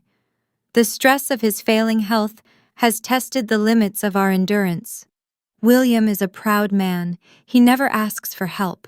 He only ever wants to see his children succeed before his time runs out. A heavy, sympathetic silence fell over the tent. Aunt Diane pressed a linen napkin to her eyes. The guests shifted uncomfortably in their seats, caught in the gravitational pull of a wife pleading for her dying husband. It was a master class in emotional conditioning. Barbara was lowering the defenses of the audience. She was establishing a narrative where the Roberts family were noble victims fighting against cruel biological fate. She anchored the crowd in a state of deep pity. Once the audience was primed, she turned her gaze toward the back of the tent. She looked directly at me. 40 pairs of eyes followed her line of sight. The wealthy investors, the country club associates, the extended family members who had spent the last 2 years listening to rumors about my ruthless selfishness. They all turned in their chairs to look at the cold corporate auditor sitting alone at the edge of the party. But tonight, Barbara said, her voice rising from a whisper to a crescendo of radiant joy, we are experiencing a true miracle. We are experiencing the healing power of family unity. She extended her hand toward me. The spotlight was blinding. My daughter Kinsley drove up from Austin to be with us tonight, she announced. Kinsley has built an incredibly successful career in the corporate auditing world. She works with massive accounts and commands a very impressive salary. For a long time, her demanding career kept her away from us. But when she learned about her father's failing health and the temporary capital hurdles facing her brother's business, she realized that no corporate ladder is more important than blood. The air in my lungs turned to ice.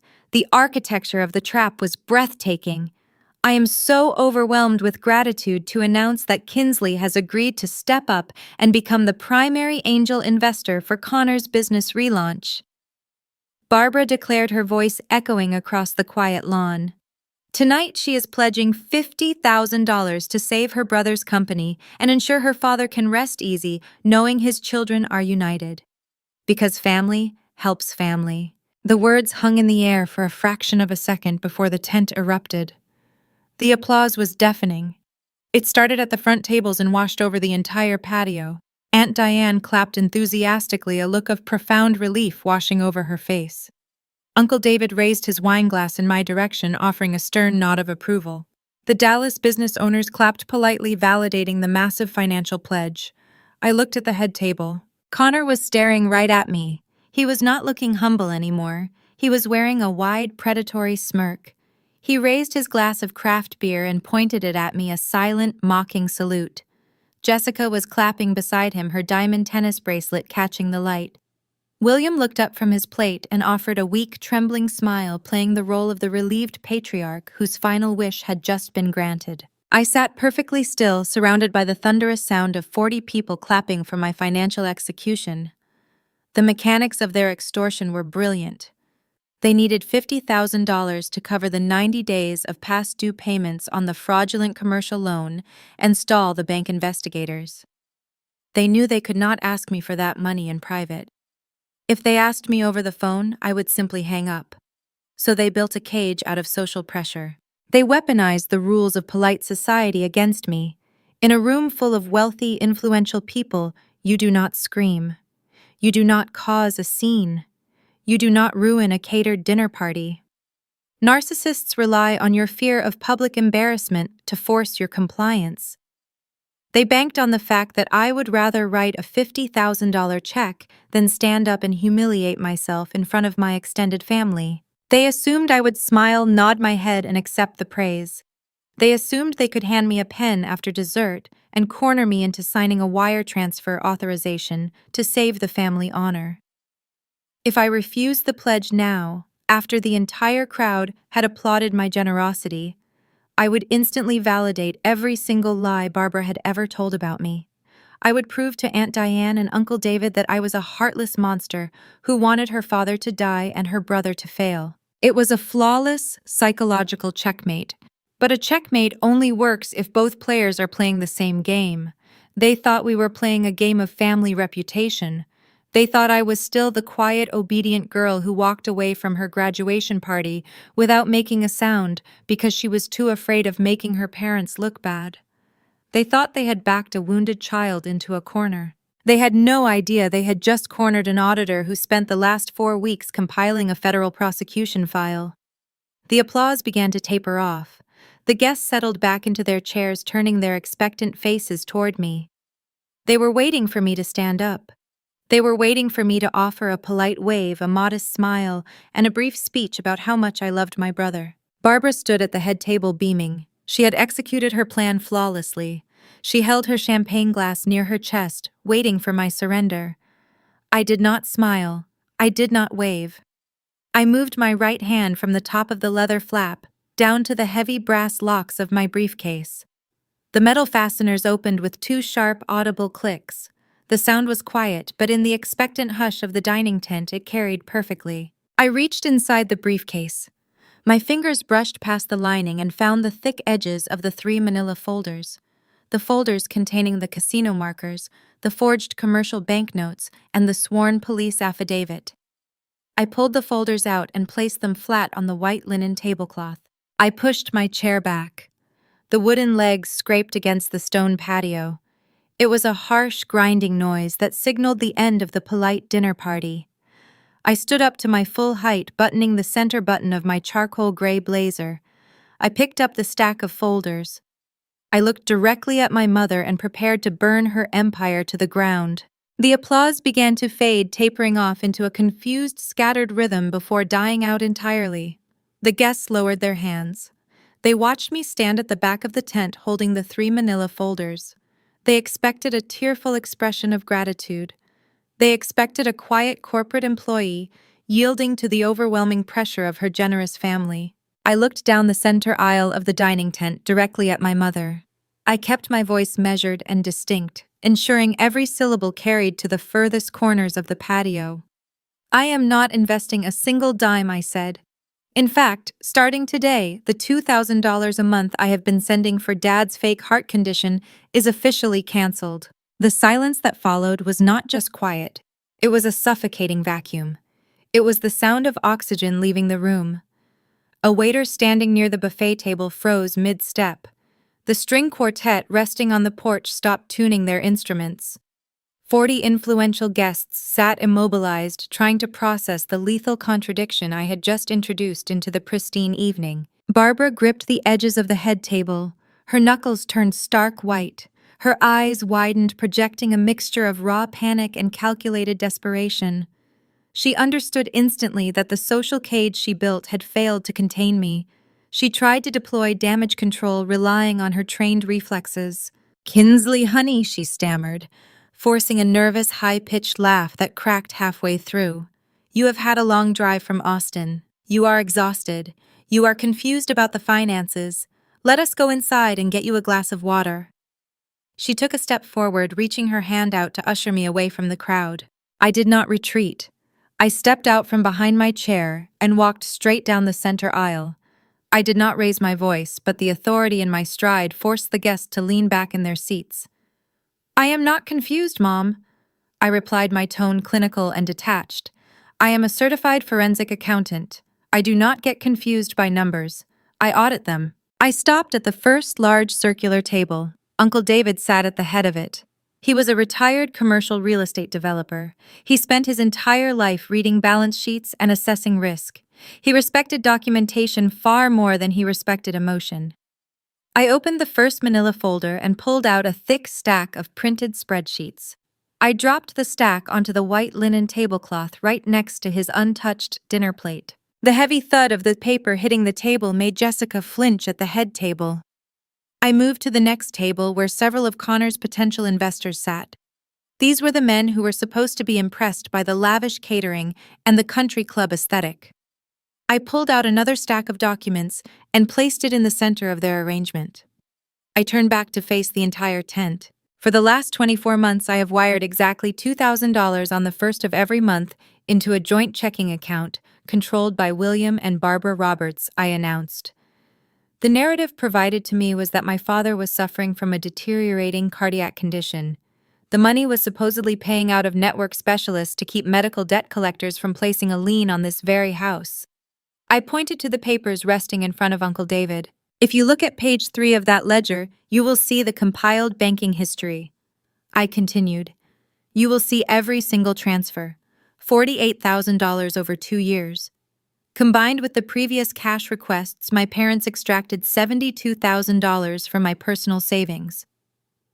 William slouched in his chair, clutching his cashmere blanket.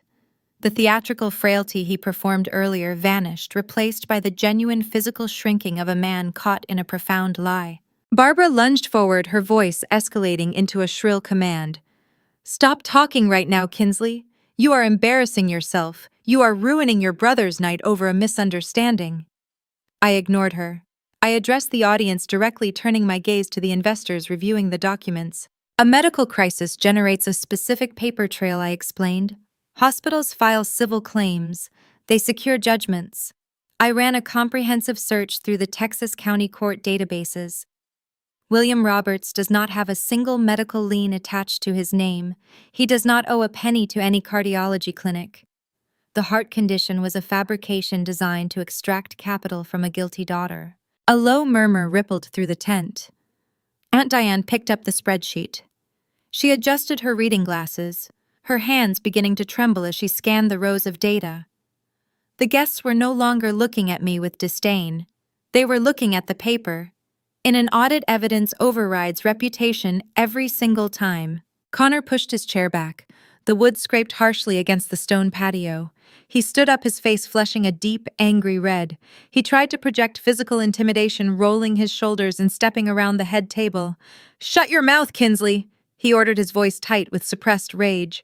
"You come into my home on my anniversary and try to sabotage my firm with fake spreadsheets. Get out." I stood my ground. My eyes tracked his movements, but I felt no fear. A suspect only resorts to physical posturing when their intellectual defenses collapse. "I am not sabotaging your firm, Connor," I stated, my voice cutting through his anger like a scalpel. "You never had a firm. You have a gambling addiction." The color drained from Jessica's face. She dropped her wine glass. It shattered against the patio stones, sending shards of crystal and dark red liquid across the ground. Nobody moved to clean it up. I turned my attention back to the guests, guiding them through the evidence I had provided. If you turn to page 7 of the dossier, you will find the public civil dockets I instructed. The $2,000 a month did not go to a doctor. It went to settle a breach of contract lawsuit filed by Connor's previous angel investors.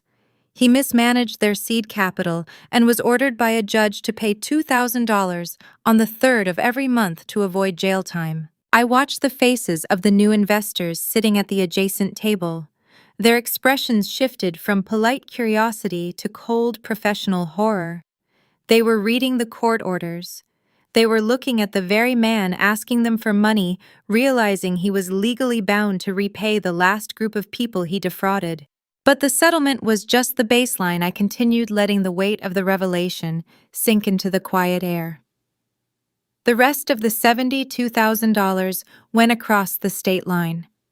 Included in those folders are the civil judgments filed by 3 separate gaming resorts in Oklahoma. Unpaid casino markers totaling tens of thousands of dollars. I looked at Jessica. She was staring at her husband, her breathing shallow and uneven. She looked down at the new diamond tennis bracelet on her wrist. The realization struck her with visible force. She was wearing stolen funds. Her Highland Park lifestyle was subsidized by blackjack losses and a fake cardiac illness. Connor took another step toward me, his fists clenched at his sides. "You are crazy," he spat, trying to salvage his shattered image. "You forged these documents because you are jealous. You have always been jealous of me." I did not flinch. "Forgery is a severe accusation, Connor," I replied, my tone dropping into a deadly calm register. "It leaves a very distinct fingerprint." The room was paralyzed. The affluent crowd, the caterers, the family members, They were all trapped in the epicenter of an unfolding financial autopsy. Barbara stood frozen behind the head table, her perfect Southern hostess facade lying in ruins around her. She had tried to use public humiliation to corner me into a $50,000 extortion. She never anticipated that I would use the exact same audience to broadcast her crimes. But I was not finished.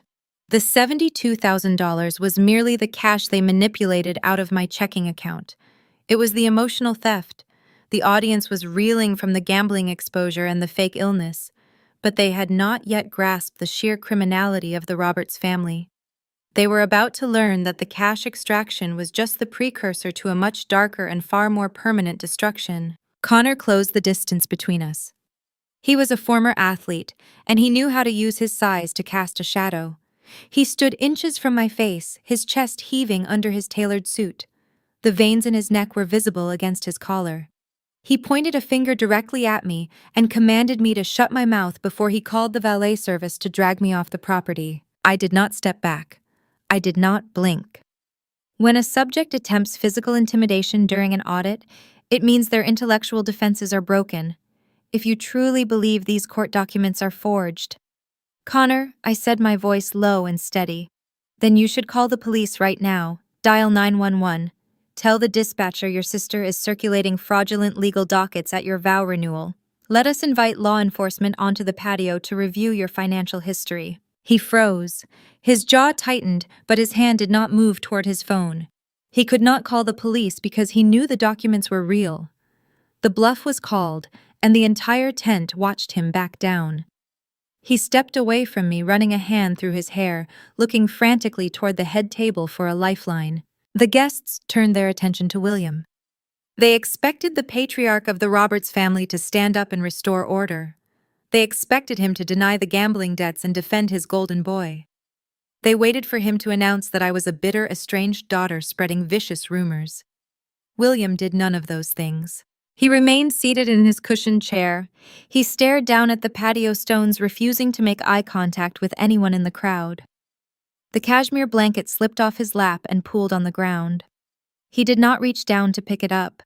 He just sat there, his silence echoing louder than any defense he could have offered. In that quiet surrender, the audience received their final confirmation. The paper trail was damning, but a father's refusal to defend his own son was the undisputed verdict. Uncle David let out a heavy breath and tossed the manila folder back onto the table. The sharp slap of the cardboard hitting the linen signaled the end of the illusion. I turned my focus away from Connor and walked toward the center of the patio where my extended family was seated. I reached into my leather briefcase one more time. I did not pull out another legal docket. I pulled out a stapled packet of printed text messages and bank transfer receipts. I stopped in front of Aunt Diane. She was sitting stiffly in her chair, her hands clasped tightly in her lap. 2 days ago, you called my office, Aunt Diane, I said, keeping my tone respectful but unwavering. You told me my mother was crying. You told me she was drowning in medical debt. You called me to express your profound disappointment because Barbara told you I was a ruthless corporate auditor who abandoned a sick old man. Aunt Diane looked down at her lap, unable to meet my gaze. The surrounding guests leaned in, listening to the anatomy of the smear campaign being laid bare. I placed the printed text logs on the table right in front of her. Look at the highlighted dates, I instructed.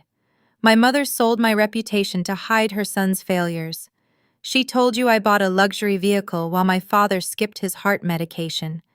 She told you I refused to offer a single dime to support this family. I tapped my finger on the banking ledger placed beside the text logs. On the exact day she told you I was hoarding my corporate salary, I wired $2,000 to keep Connor out of a Dallas courtroom, I said. While she was crying to you on the phone, painting me as a villain, I was eating discount groceries in an Austin apartment to ensure her golden boy did not miss his court-mandated settlement payment. She isolated me from this family so no one would ask questions. She made me the monster so she could keep funding the fraud. Aunt Diane slowly reached out and picked up the paper. She looked at the timestamps on the text messages. She cross-referenced them with the wire transfer confirmations. The mathematical reality of the manipulation washed over her face. She looked up at Barbara. The pity in my aunt's eyes was gone, replaced by a cold, sickening realization. Barbara realized she was losing the jury. The facade she had spent decades cultivating was cracking apart in real time. She stepped out from behind the head table. She smoothed the front of her pink designer dress, a nervous habit designed to project calm control. "Kinsley, please," she pleaded, her voice trembling with a fabricated vulnerability. "We are a family. Families go through hard times. We make mistakes. But we do not air our private struggles in front of our friends. We handle these things behind closed doors." I turned to face her. The sheer audacity of her statement defied logic. "You did not want to handle this behind closed doors, Mom," I replied. "You invited 40 people to this house tonight. You hired a string quartet and a caterer. You stood up in front of wealthy investors and local business owners, and you used peer pressure to try and extort $50,000 from me. You made this public the second you tapped your glass." I gestured around the affluent backyard. The guests were looking at the oyster bar, the crystal vases, and the velvet valet stand with new eyes. 5 minutes ago, the patio was a symbol of entrepreneurial success. Now it was a crime scene. Every expensive detail was tainted by the knowledge that it was purchased with stolen capital and sustained by emotional terror. The Dallas business owners sitting near the front tables began to stand up. They did not say a word to Connor. They did not offer apologies to Barbara. They simply placed their linen napkins on their chairs and began walking toward the front gate. They were men who understood liability. When a ship begins to sink, you do not stay on board to listen to the band play. You head for the exits. Jessica sat frozen at the head table. She watched the investors leave. She watched her Highland Park social status evaporate into the humid Texas air. She looked at Connor, the man who promised her an empire, and realized he was nothing more than a serial grifter living in his parents' backyard. She unclasped the diamond tennis bracelet from her wrist and let it drop onto the table. It landed next to her shattered wine glass. Barbara watched her friends walking away. The country club associates, the people whose opinions she valued above the safety and sanity of her own daughter, were turning their backs on her. She reached out, grabbing the edge of a chair for support. Her perfect Southern hostess persona was completely dismantled. She was no longer the resilient matriarch. She was an exposed fraud standing in a yard filled with evidence she could not deny. I stood in the center of the patio watching the empire crumble. The emotional weight I had carried for years, the feeling of never being enough, the constant striving for their approval, it was all gone. I had audited my own blood and the ledger was finally balanced. But the audit was not finished. The guests who remained, the aunts, the uncles, and my parents, believed the confrontation was over. They believed the loss of $72,000 and the exposure of a gambling addiction was the bottom of the abyss. They thought I had played my final card. They did not know about the documents still waiting inside my briefcase. The cash they manipulated out of my checking account was a moral failing, but the paperwork they signed at Texas Commerce Bank was a federal crime. I looked at Connor, who was staring at the departing investors in shock. I looked at Barbara, who was weeping genuine tears over her ruined reputation. They were mourning the loss of their social standing. They were about to mourn the loss of their freedom. I reached back into the briefcase and pulled out the final manila folder. The folder containing the 50-page commercial loan origination file. It was time to transition this evening from a family dispute into a criminal indictment. The patio was emptying. The valet stand at the end of the long driveway was overwhelmed as the local business owners and potential investors demanded their vehicles. Inside the white event tent, only my extended family and my immediate relatives remained. They sat among the half-eaten plates of catered food and the discarded linen napkins. Aunt Diane was still staring at the printed text messages, tracing the timeline of my mother's lies. Uncle David was rubbing his temples, absorbing the reality that his brother had covered up severe gambling debts. Barbara looked around the ruined dining area, her chest heaved with shallow, panicked breaths. She believed the worst of the storm had passed. She thought the exposure of the $72,000 and the casino debts was the ultimate punishment. She assumed the humiliation of losing her country club audience was the highest price she would have to pay. She thought she could wait for me to leave, and then begin spinning a new web of excuses to salvage her relationship with her sister and her brother-in-law. She looked at me standing near the abandoned head table. "You ruined this night," she whispered, her voice hollow and defeated. "Are you happy now, Kinsley? You got your revenge. You can pack up your papers and go back to Austin." "I am not here for revenge, Mom," I replied, keeping my posture relaxed and my tone conversational. "Revenge is an emotional response. I am here to finalize an audit." I placed my hand inside the leather briefcase and withdrew the final manila folder. This folder was noticeably thicker than the previous two. It held 50 pages of legal and financial documentation. I set it down on the edge of the head table right next to where Jessica had dropped her diamond tennis bracelet. "The cash you extracted from my checking account was a severe moral failing," I explained, directing my words to my parents and my brother. "It was a cruel psychological game designed to exploit a daughter's love for her father. But it was just cash." I opened the folder. The first page was the commercial loan origination document from Texas Commerce Bank. The bright red sticker I had placed on the corner drew the eye immediately. "When I moved to Austin to start my career, I left 2 boxes of college paperwork in my childhood bedroom closet," I continued. "Those boxes contained my early tax returns and my old bank statements. They contained my social security number. I assumed they were safe because I assumed my parents were decent human beings who respected basic boundaries." Connor stopped pacing. The angry flush on his face drained away, replaced by a sudden sickly pallor. He recognized the specific geometric logo of the bank printed at the top of the page. He knew exactly what was hidden inside that folder. 23 months ago, a commercial line of credit was opened at the Dallas branch of Texas Commerce Bank. I stated, projecting my voice so every remaining family member could hear the timeline clearly. The initial credit limit was $150,000.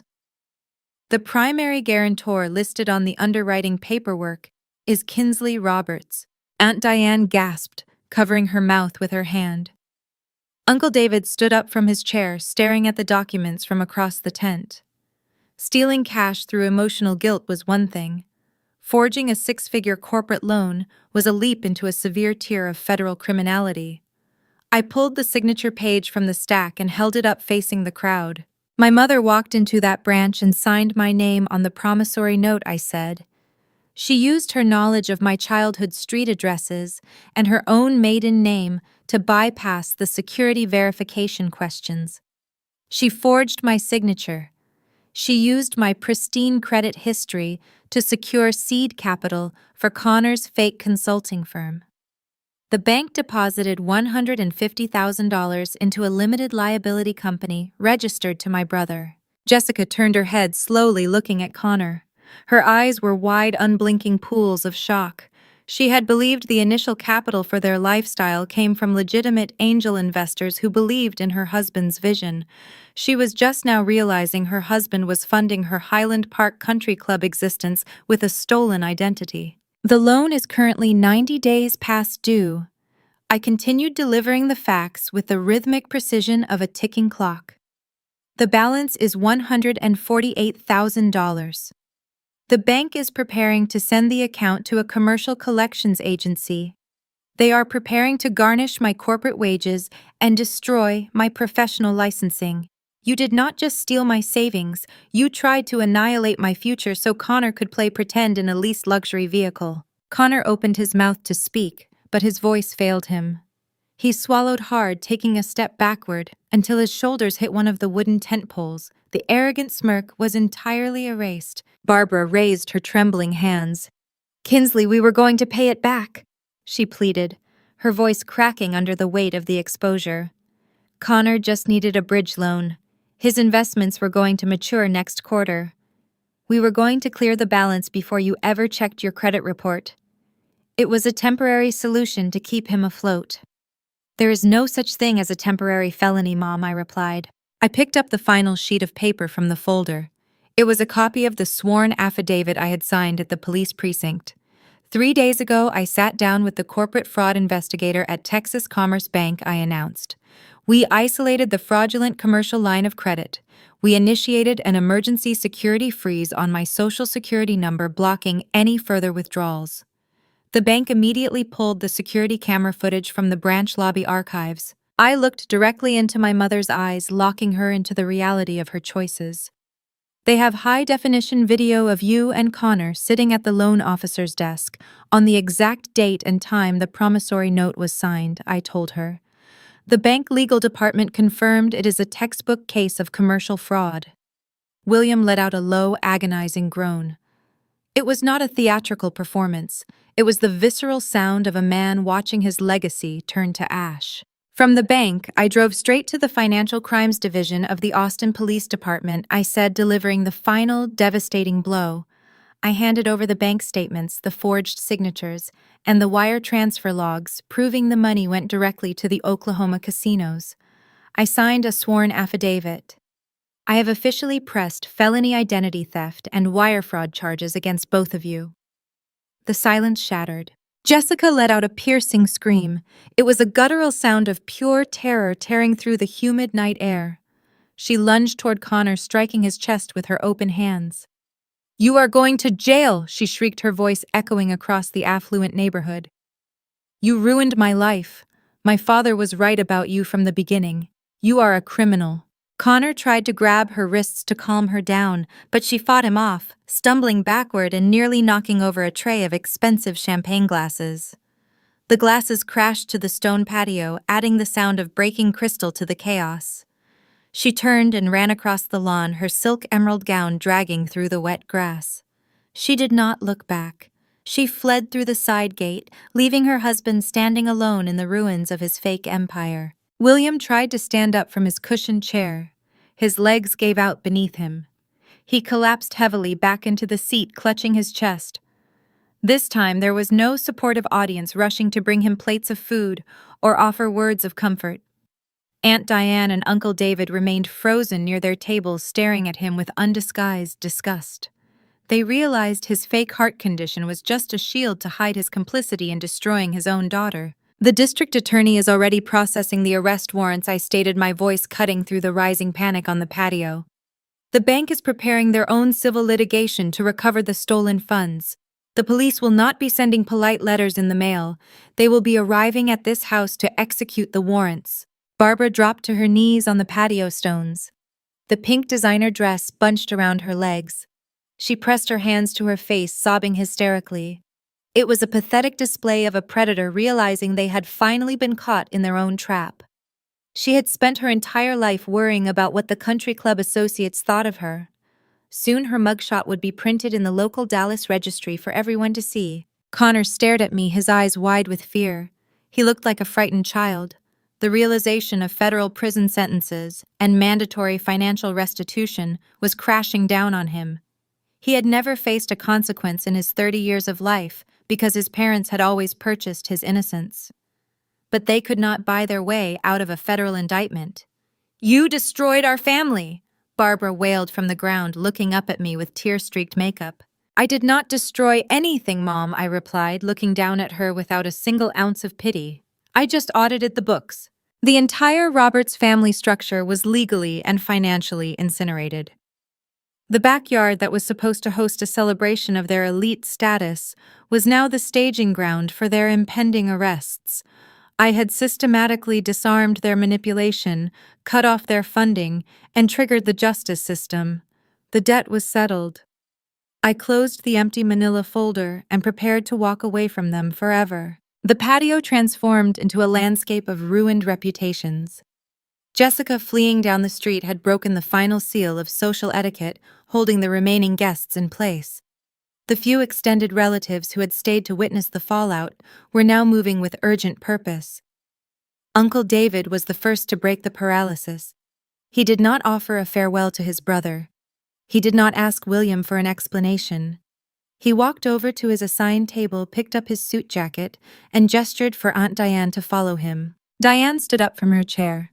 She looked at Barbara kneeling on the patio stones. The sisterly bond forged over decades of Houston holidays and shared family secrets severed right there under the white event canvas. "Do not call me, Barbara," Diane said. Her instruction was quiet, but it carried the heavy weight of a final verdict. "Do not ask for bail money. Do not ask for a character reference. You are dead to me." They walked out the side gate without looking back. The remaining relatives followed their lead. It was a silent procession of disgusted guests abandoning the toxicity of the Roberts household. The people my mother had spent her entire adult life trying to impress were walking away, leaving her isolated in the center of her own crime scene. I stood at the head table, observing the exodus.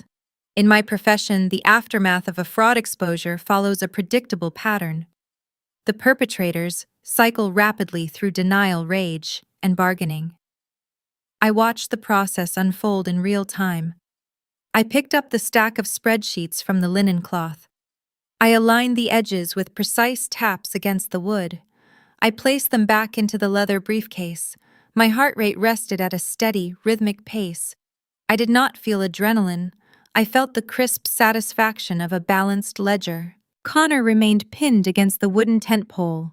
The golden boy was entirely paralyzed. He looked at the shattered crystal on the ground where his wife had stood minutes prior. He looked at the empty chairs. He did not attempt to apologize to me. He did not ask how he could fix the damage. A parasite only cares about the host when the blood supply runs dry. Without Jessica's wealthy connections and without my pristine credit score, Connor was nothing but a 30-year-old man facing a federal judge. William sat in his chair staring at his hands. The man who had requested $2,000 a month to fund his own illusion of grandeur could not even muster the courage to look his daughter in the eye.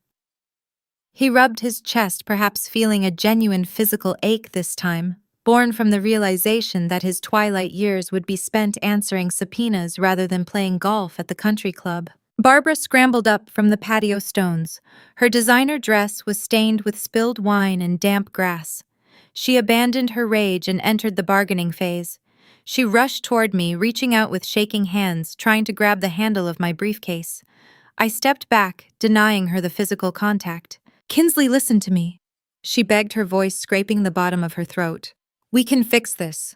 You have to call the police and tell them it was a misunderstanding. Tell them you authorized the commercial loan and just forgot the details. I will sell the house. I will cash out your father's retirement accounts. We will pay the bank every single cent by Monday morning. Just drop the charges." I looked at the woman who had birthed me. She still believed she could negotiate her way out of a felony. She still believed the rules of high society applied to the criminal justice system. "You cannot drop federal fraud charges, Mom," I explained, maintaining my even tone.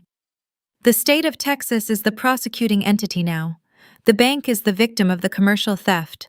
I am the victim of the identity theft. The district attorney does not care if you sell your house to cover the balance. They care about the forged signatures on the promissory note. The crime is already documented." Barbara shook her head, frantically refusing to accept the legal reality of her situation.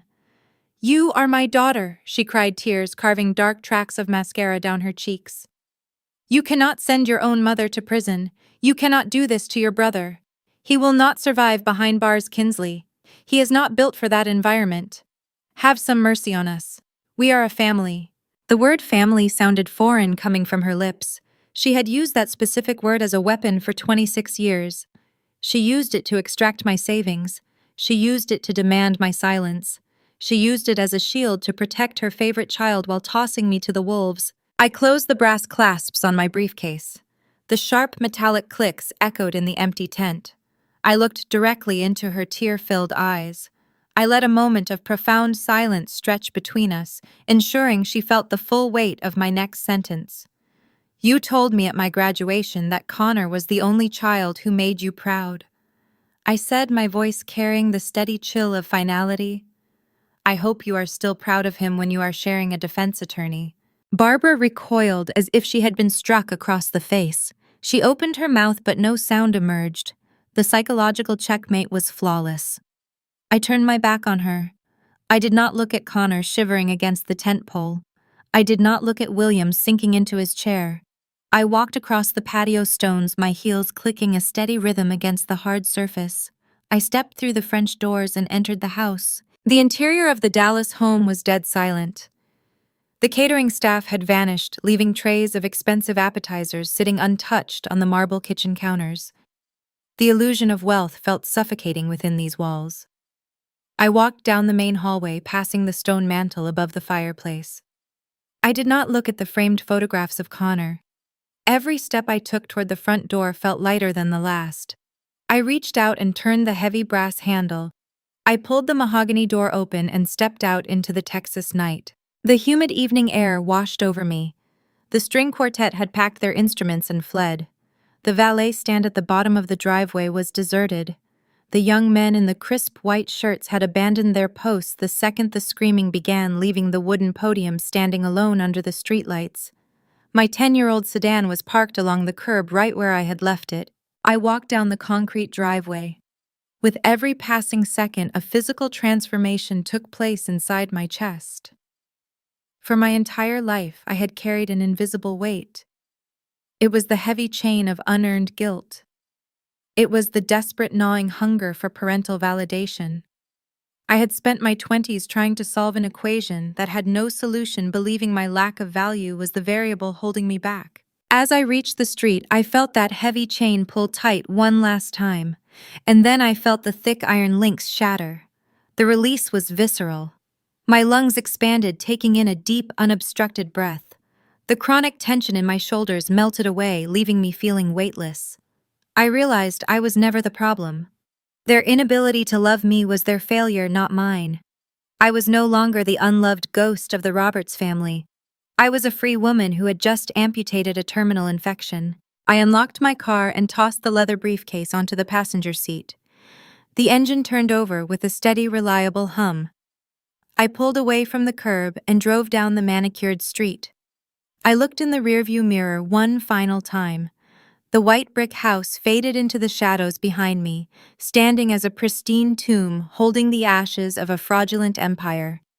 I merged onto the highway, pointing my car south toward Austin, ready to embrace the quiet peace of the aftermath. 6 months have passed since the night I walked out of that Dallas house. The brutal Texas summer has finally broken, yielding to a cool, crisp autumn evening. I'm sitting on the balcony of my new apartment, located on the 22nd floor of a downtown Austin high-rise. I hold a cup of black coffee, watching the city lights flicker to life across the skyline. The view from up here is unobstructed. There are no sprawling suburban lawns. There are no white event tents hiding dark secrets. There is just the steady forward momentum of a city in motion, and for the first time in my life, my own momentum matches it. The fallout from an audited lie is rarely swift, but it is always certain. When you invite the federal justice system into a financial crime, the narrative leaves your control. The investigation into the forged commercial line of credit concluded 3 months ago. Texas Commerce Bank reviewed the security footage from their branch lobby. They analyzed the forged signatures alongside my authentic employment documents. Their internal legal team formally cleared my name. My credit score rebounded. The $148,000 liability was erased from my personal ledger and transferred to the true perpetrators. The justice system does not care about high school football statistics or country club memberships. 2 weeks after I handed over the prosecution folders, the Federal Bureau of Investigation formally indicted my brother Connor. He was arrested and charged with multiple counts of wire fraud and felony identity theft. He was forced to surrender his passport. He is currently out on bail wearing an electronic ankle monitor while his public defender attempts to negotiate a plea deal with the federal prosecutor. A federal plea deal for wire fraud typically involves mandatory prison time. The golden boy is grounded, waiting to trade his tailored suits for a state-issued uniform. Jessica did not stay for the arraignment. She filed for divorce the Monday morning following the anniversary party. Her father hired a ruthless team of corporate lawyers to sever her financial ties to the Roberts family, ensuring none of Connor's casino debts could attach to her trust fund. She moved back to Highland Park and erased every single photograph of her husband from her social media accounts. The luxury SUV was repossessed by the dealership. The exclusive Dallas Country Club formally revoked their membership due to unpaid dues and the impending criminal scandal. My parents learned a very harsh lesson about the true price of a legal defense. Federal defense attorneys require substantial retainers. They do not accept emotional excuses, and they do not work for free. To keep Connor out of a holding cell before his trial, William and Barbara had to liquidate their remaining assets. They put the pristine white brick house on the market. It sold well below the asking price because they needed the cash quickly to cover the legal bills. They packed up their curated lives and moved into a cramped two-bedroom rental unit in a less desirable zip code. The social isolation they experienced was even swifter than their financial ruin. Aunt Diane kept her promise. She blocked my mother's phone number and refused to speak to her. Uncle David sent a brief email formally severing all ties between the two households. The Dallas associates, the affluent neighbors, the golf buddies, they all vanished into thin air. Wealthy social circles detest a public scandal.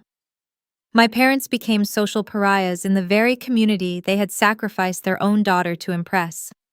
They traded my future for a temporary illusion of success, and they ended up with nothing but staggering legal bills and a disgraced son facing incarceration. My reality shifted in the exact opposite direction. When you remove a heavy financial drain from your bank account, your trajectory changes overnight.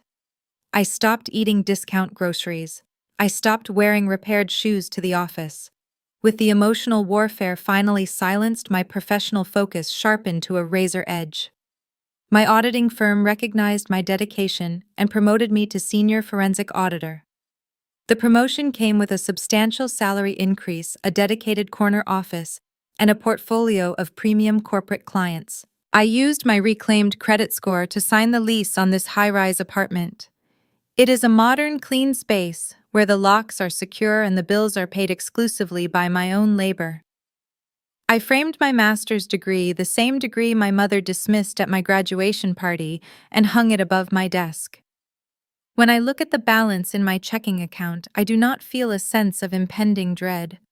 I feel the quiet, undeniable power of autonomy. Sometimes I think back to the young girl who stood at her graduation party, hoping her parents would finally look her way. I used to think that walking away meant I had failed to fix my family. I know better now. You cannot fix a structure built on deception. You can only save yourself from the collapse. Boundaries are not an act of cruelty. Boundaries are the perimeter you draw around your own sanity. They are the line where you declare that your identity, your finances, and your future are no longer available for public consumption. I did not win a war against my parents. I just removed myself from their battlefield. I reclaimed my name. I took back my future. The ledger is finally balanced and the audit is officially closed. Wow, are you taking a deep breath right now? Because I certainly am. Hazel here, bringing us to the end of Kinsley's incredible journey. This story is a masterclass in turning pain into precision.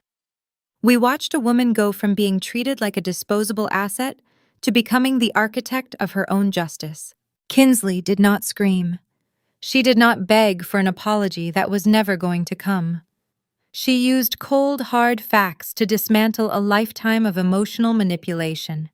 She recognized the lie, found the evidence, and let the truth do the talking. Have you ever been the scapegoat in your family? Have you ever realized that the people demanding your unwavering loyalty were secretly draining your resources and attacking your character? It is a terrifying moment when you realize the truth about the people closest to you, but it is also the exact moment you get your power back. Setting a boundary can feel like starting a fire. People will call you selfish, they will call you cold, but sometimes you have to burn the old bridges to light your way forward. Kinsley proved that your worth does not depend on whether your parents can see it. Your worth is built by your own hands. If this story resonated with you, I want to hear from you. Drop a comment below and tell me about a time you walked away from a toxic situation. How did you find the strength to choose yourself when the pressure was pushing you to fold? Have you ever had to bring the receipts to prove your truth? I read every single comment, and I love seeing the strength in this community. If you connected with this narrative, hit that like button and subscribe for more stories about resilience, accountability, and reclaiming your truth. There is always another story waiting for you on this channel. Remember, your name belongs to you. Do not let anyone else forge your path. See you in the next one. Looking out over the Austin skyline tonight, the air feels completely different. It is no longer thick with the suffocating weight of unearned guilt or the desperate need for my parents' validation. The dust has settled, the federal indictments have been filed, and my name is finally my own again. Looking back at the wreckage of the Roberts family empire, I have walked away with three undeniable truths. First, your worth is not determined by the people who are biologically obligated to see it, but fail to. For years, I thought my value was tied to my financial usefulness to them. I was wrong. My value was built by my own hands, audit by audit, paycheck by paycheck. Second, setting boundaries is not an act of cruelty. It is the ultimate act of survival.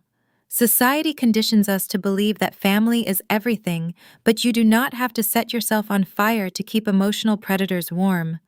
Walking away and letting the justice system take over was the most terrifying thing I have ever done, but it was also the key to my freedom. Finally, the truth, much like a balanced ledger, never lies. When manipulators try to rewrite history, gaslight your reality, or steal your future, cold hard evidence is your absolute greatest armor. Keep your receipts, trust your instincts, and never apologize for auditing the people who try to take advantage of you. I didn't just survive my family's betrayal, I engineered my own rescue. And if you are out there right now feeling trapped in the shadows of a toxic dynamic, know that you have the power to write your own ending too. Thank you for walking through this journey with me. If you found strength in this story, make sure to like, subscribe, and tune in for more at Hazel Tells Stories. See you in the next one.